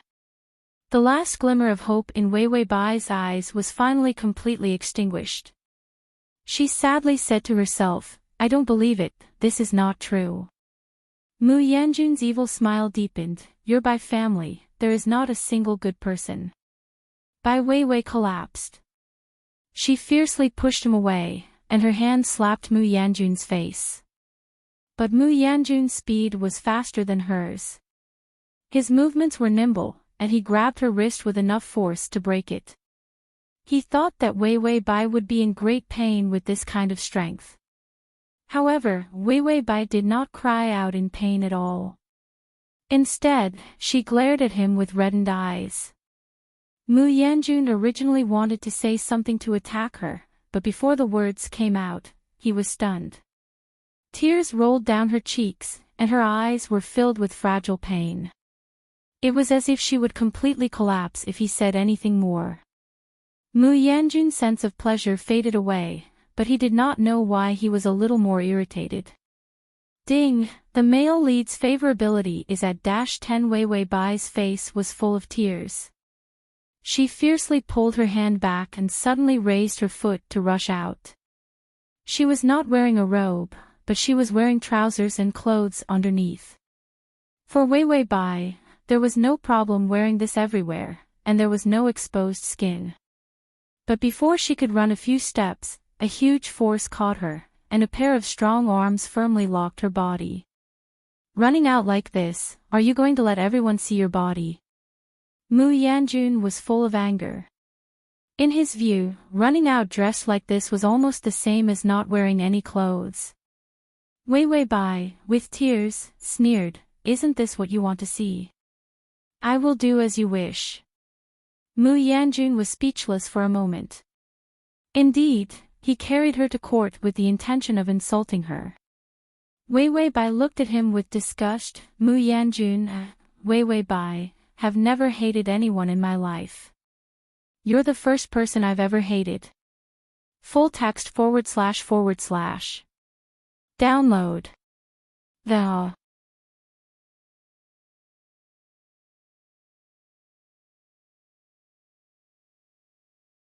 Chapter 163. This sentence made Mu Yanjun's heart tremble. For a moment, he felt very angry. She hated him. What qualifications did she have to hate him? He was treating her like this now. This woman asked for it, didn't she? Mu Yanjun's face was gloomy, his eyes were cold, and his expression was even somewhat ferocious. "Hate me? You're Bai family, who in the world does not hate you? I eradicated the Bai family, who did not applaud. Where did you get the face to hate me?" Wei Bai suffered a heavy blow, her body tottering. Suddenly she reached out to cover her mouth, her body trembling violently. Mu Yanjun's nose suddenly smelled a trace of blood. His face changed, and he immediately grabbed her hand covering her mouth. Her hand was full of blood. Wei Bai coughed again, blood oozing from her mouth. She was in so much pain, but she still stubbornly refused to make a sound. Mu Yanjun's heart was disturbed, and he picked her up. He grabbed the black robe he put aside, draped it over her body, and immediately rushed out. "Call the imperial physician." Even he did not realize how anxious and flustered his voice was. Ding! The male lead's favorability is at -5. The Empress Dowager is angry, and previously caught a cold. Her body is not well, so she coughs up blood. The imperial physician respectfully bowed his head and said to Mu Yanjun, "This coughing up blood must be well taken care of, otherwise it will worsen, maybe." Mu Yanjun looked at him coldly, can't be treated? The imperial physician said with some fear, this is mainly based on health care, can't be tired, can't hurt the spirit. This illness was caused by anger. Mu Yanjun slowly walked to the bedside, and coldly said to the imperial physician, go down. The imperial physician withdrew in fear and trepidation. As soon as the imperial physician went out, the little apprentice of the imperial physician came to pick up the medicine box. The imperial physician thought of the way Mu Yanjun looked at Wei Wei Bai. He was old and experienced a lot, of course he could see the possessiveness in that evil spirit's eyes. That was the way a man looked at a woman. Even if she was in dire straits, she was still the Empress Dowager. The imperial physician sighed. What a sin. Let's go. The world is about to change. After the doctor went out, Mu Yanjun reached out and lifted Wei Wei Bai's chin, forcing her to look at him. Wei Wei Bai slapped his hand away and turned her face away, refusing to look at him. Mu Yanjun thought of how she had just vomited blood, and his irritable mood lingered. What? You can't stand the truth. Then how are you going to endure my next torture? Wei Wei Bai remained silent. Mu Yanjun saw her like this and sneered. You don't even need to be tempted to torture a person to the point that they wish they were dead. As long as I ruthlessly shatter the things that you insist on believing in, you will be in unbearable pain. She was not afraid of physical torture. Then, he would force her to see clearly what the Bai family was. Wei Wei Bai lazily looked up at him, her eyes dull. She didn't say anything. She turned her face away and remained silent. Mu Yanjun tried to pull her face. Why wouldn't she look at him? Wei Wei Bai did not have as much strength as him. She could only follow him and turn her face to him.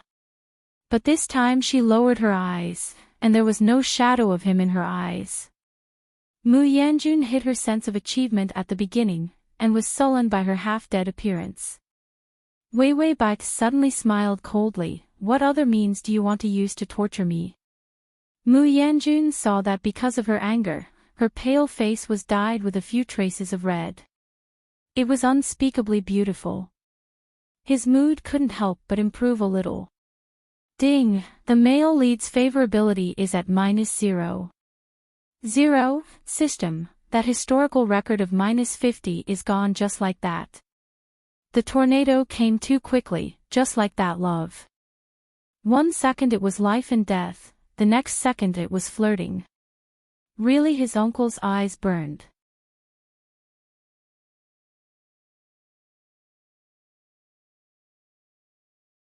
Chapter 164. Mu Yanjun's fingers rubbed her cheeks, making her face more flushed. More beautiful. He said slowly, there are many means, so many that you can't afford it. Wei Wei Bai stared at him, then suddenly coughed again. A mouthful of blood came out. Wei Wei Bai asked the system, is it really okay for me to vomit blood like this? The system shook its head, there is no problem. After 6 months, your body will die because of this hemoptysis. So there is no problem at all. Wei Wei Bai, it's over after 6 months, and I started coughing blood today. Is this not deliberately tormenting me? Mu Yanjun saw his fingers splash with her blood, and trembled slightly. He gritted his teeth, I haven't tortured you enough, you want to die early. Wei Wei Bai looked at him without love. The doctor came again, but Wei Wei Bai's situation was not very good. She did not drink medicine, did not eat. Deliberately starving herself to death. Mu Yanjun was angry, and threatened her with the little emperor. She vomited blood. Forcing her to eat, she vomited what she ate. Mu Yanjun looked at her gloomily, Wei Wei Bai, I won't let you die, you really can't die. After that, Mu Yanjun went out. Wei Wei Bai's face was like dead ashes. 0, I'm hungry. To pretend to be an unyielding white lotus, she really risked her life. But looking at Zero's favorability, she felt that she would never be able to brush up enough favorability. In other planes, she brushed up 50 favorability, and the task was almost half done. In this plane, brushing up 50 favorability had just reached 0. Despair. System, don't you want to go on a hunger strike? Of course you will be hungry. Wei Wei Bai was sad. I'm so hungry. Talk to me and distract me. The system cleared its throat. Sweet and sour pork ribs, braised pork, rice, fried prawns, green pepper, shredded pork, spicy tofu, Chongqing hot pot, the hungrier Wei Wei Bai. Just as Wei Wei Bai was about to ascend to heaven from hunger, a strange sound suddenly came from outside.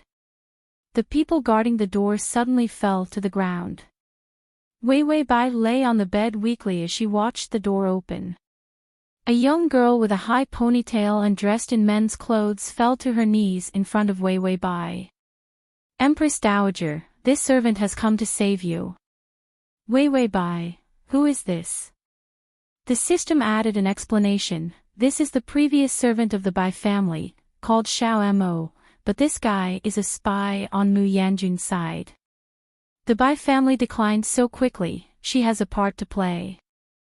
Wei Wei Bai asked, is she close to me? The system replied, no, her main job is to monitor the other members of the Bai family. The original owner was too weak, so no one studied her. Wei Wei Bai, how weak was the original owner? The system continued, and after your arrival, the system is obligated to help you blur the original owner's image. Unless it's a very familiar person, the average person will not have an impression of you. Wei Wei Bai, last time it was emotional stripping, this time it's blurring the image. What is this broken system hiding from me? Wei Wei Bai looked at Xiao Mo, her eyes immediately filled with tears. Xiao Mo, are you okay? Xiao Mo looked surprised. She thought that Wei Wei Bai did not remember her. After all, she had only seen her twice. But it was better to remember, it was better to complete the Duju's task. Xiao Mo said, this servant escaped the pursuit of the Mu family, so I came to save you. This servant has overstepped. After Xiao Mo finished speaking, she rushed to the bedside and easily picked up by Wei Wei. This strong and powerful girl. Then she carried Wei Wei Bai all the way out. Someone had already come to meet them, it was a carriage. The.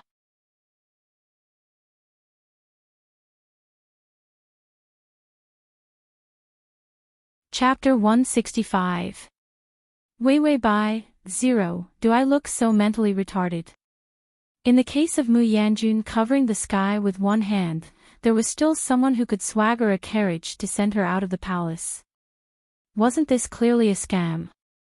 System, oh, aren't you playing the poor little white lotus? Delicate and pitiful and saintly, I don't listen to evil things. What's the difference between this and mental retardation? Wei Wei Bai was put into the carriage, and Xiao Mo drove the carriage all the way out. Along the way, several people pretended to stop them, but they were all solved by Xiao Mo smoothly out of the palace. They ran all the way to a remote mountain road. Wei Wei Bai was shaken by the bumpy carriage, and several times she wanted to stop the carriage, but then she thought of her hard-working persona, so she could only endure. The carriage finally stopped in an open space on the edge of the cliff. Xiao Mo breathed a sigh of relief, and then opened the carriage curtain, wanting to say something to Wei Wei Bai. As a result, Wei Wei Bai weakly leaned against the carriage, reaching out to cover her mouth. Xiao Mo was shocked. Empress Dowager, are you ill? Wei Wei Bai shook her head, she was carsick. Xiao Mo thought she was going to cough up blood again, and immediately took out a medicine bottle from her arms. This was given to her by the Duju, and it was full of life-saving medicines. One was enough to hang on to the life of a dying person. It was actually a waste to treat Wei Wei Bai's hemoptysis. Xiao Mo said, Empress Dowager, this servant has offended you. With that, she took Wei Wei Bai into her arms and stuffed the medicine bowl into her mouth. Wei Wei Bai gulped it down. She couldn't taste anything, but her symptoms of seasickness were much better. She looked at Xiao Amo with soft eyes. "Xiao Amo, thank you." Xiao Amo was stunned. She didn't expect her to thank her for a little servant. She was a little embarrassed and turned her face away. "This is what this servant should do." Wei Wei Bai said softly, "You're my savior. I won't treat you badly." Bubbly Foam lowered her head and was about to compliment him insincerely. Wei Wei Bai had already reached out to grab her and said pitifully, "So, can you give me some food?" She was hungry. Bubbly Foam was indeed well prepared. There were all kinds of delicacies and pastries hidden in the corner of the carriage. Wei Wei Bai was finally in the mood to analyze the situation with the system. "I reckon I'm just a piece of meat now." The system sized her up from head to toe. "You're just a piece of rib at best." Wei Wei Bai, no, I mean, although the Bai family has almost been eradicated, the people who were forced into a dead end by Mu Yanjun will definitely fight back. The system was neither salty nor light. Oh. Wei Wei Bai's face was deep. "Mu Yanjun, to find out these people who oppose him, I am the best bait. When I leave the palace, those who oppose Mu Yanjun will definitely come to snatch me." Unable to snatch the emperor, snatching the Empress Dowager was also very helpful to the opposition forces. System, Wei Wei Bai continued her analysis.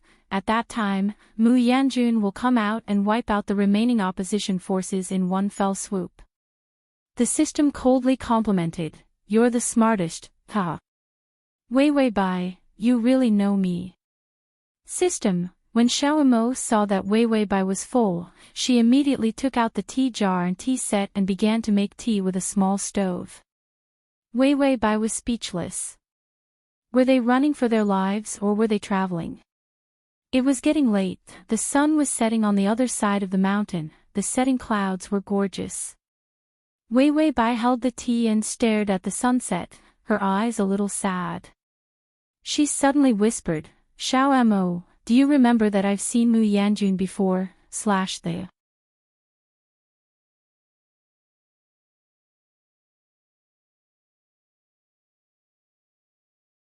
Chapter 166.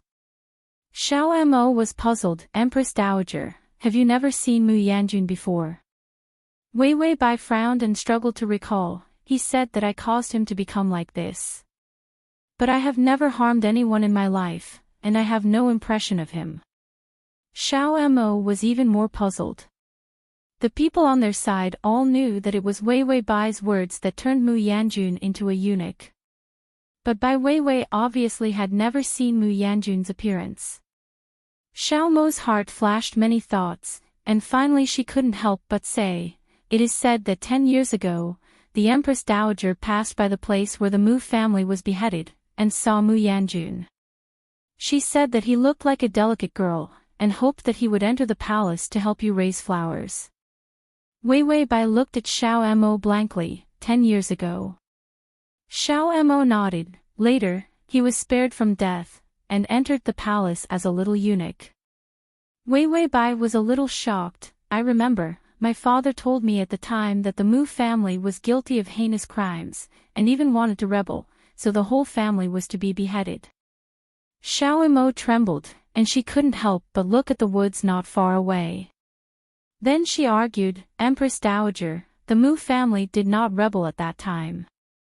They were wronged." Wei Wei Bai, "This spy is so obvious." Xiao Mo said, "And after Mu Yanjun entered the palace, because of the identity of the guilty slave, he was bullied and humiliated. Once, he was injured on a snowy day, and almost froze to death in the snow." Wei Wei Bai, "Can you be more obvious?" Spy. The system reminded, "The male lead has been following you, and now he is watching you in the woods next to you. Maybe this spy is worried that she will be deducted from her salary for speaking ill of him." Wei Wei Bai, "So that's how it is." Xiao Mo wanted to continue, but suddenly found that Wei Wei Bai's face was full of tears. Xiao Mo was surprised. "Empress Dowager, what's wrong with you?" Wei Wei Bai took out a handkerchief and gracefully wiped her face, her eyes sad. "I remember now. Because it's been so long, I actually forgot about that matter." Wei Wei Bai sighed softly. "At that time, my father kept telling me that the Mu family was guilty of a great crime. If they were not eradicated, they would endanger the emperor. He had no choice but to raise the butcher knife." When she said this, the sadness in her eyes intensified. "At that time, I happened to pass by the place where the Mu family was beheaded. I saw a child kneeling, waiting for the executioner to execute him.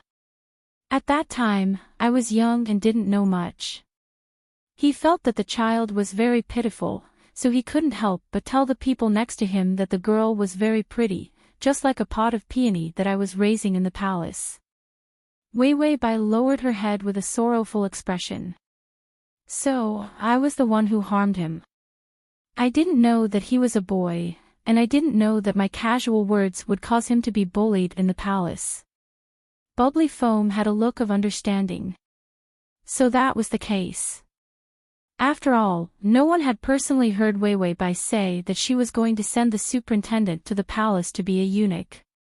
Perhaps her words were distorted by the servants, which caused the superintendent to become like this. So, Wei Wei Bai was innocent. And Wei Wei Bai started to tremble. "My Bai family is the one who committed the greatest crime." When Bubbly Foam saw her like this, she couldn't bear to see her like this. But she still nodded. "The Bai family did a lot of evil things." Wei Wei Bai looked up at her, the despair in her eyes was moving. She laughed. "So that's how it is. The family that I thought was loyal and good was just a beautiful dream that my parents and brother made up for me." The download the at https://m/sashu.com button at the bottom to record this chapter.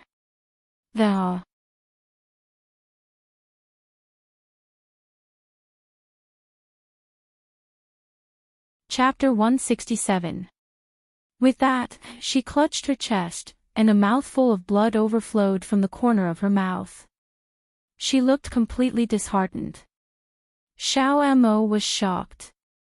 She immediately took out the medicine bottle, poured out the life-saving medicine and stuffed it into Wei Wei Bai's mouth. "Empress Dowager, you can't be sad." Wei Wei Bai smiled sadly. "My Bai family was killed. I can't blame anyone, it's all my own fault.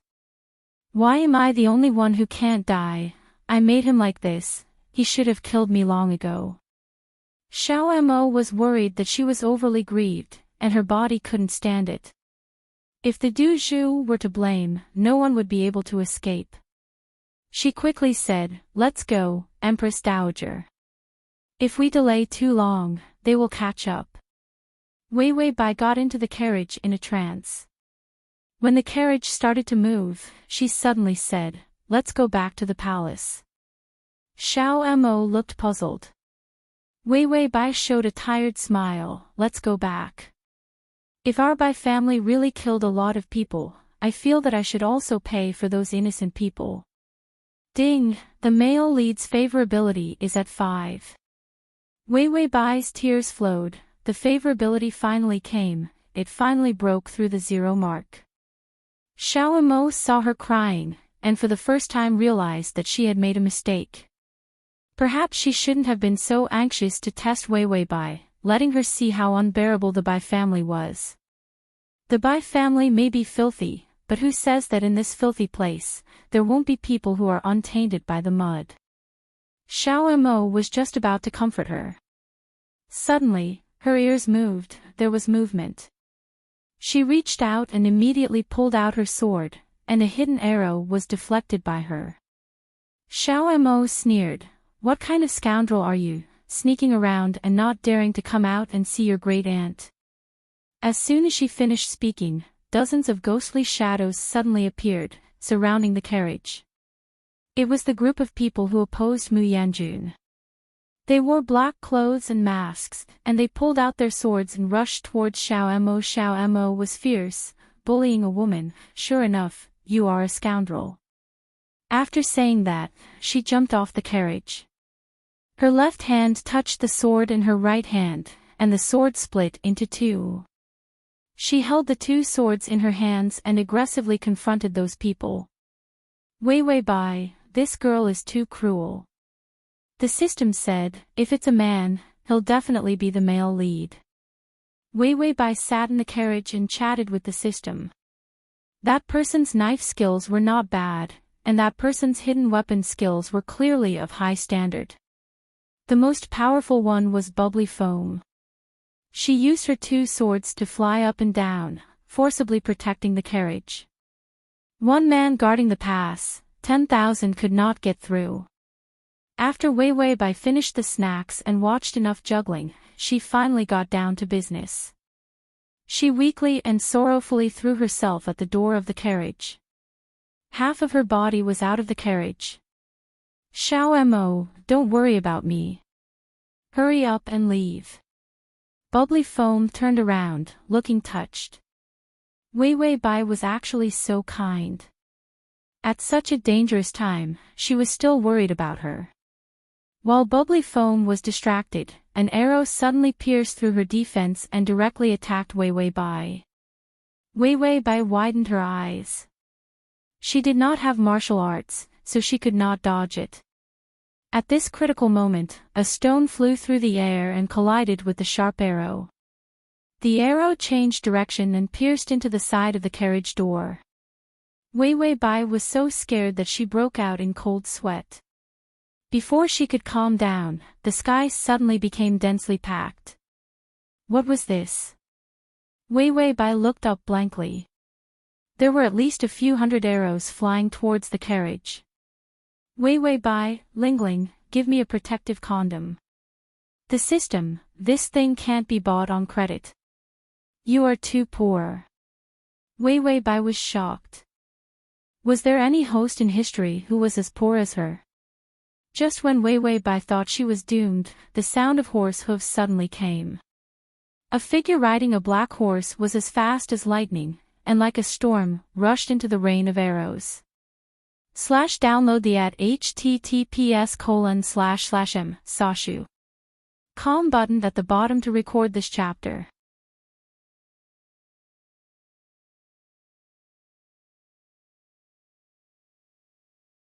Chapter 168. His hand touched his waist, and the dagger came out. Every arrow that touched him was deflected by him. In a blink of an eye, he came to the carriage. An arrow was about to hit him between his eyebrows. His fingers immediately pinched the tip of the arrow and threw it away, and extended his fingers to flick another arrow. This series of actions was very neat. The rain of arrows could not do anything to him. Wei Wei Bai stared at him, and could not help but whisper, Mu Yanjun.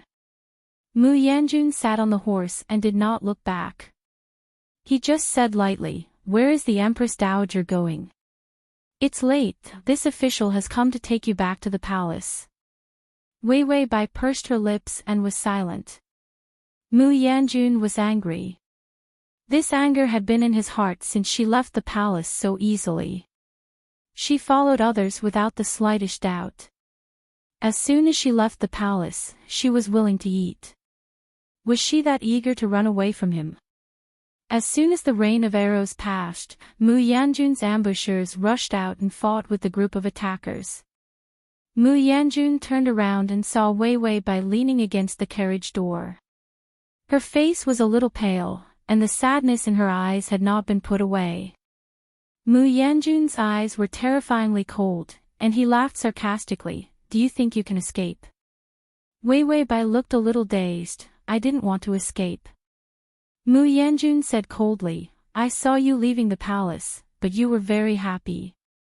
I don't know what that little emperor will feel when he hears that you abandoned him and ran away.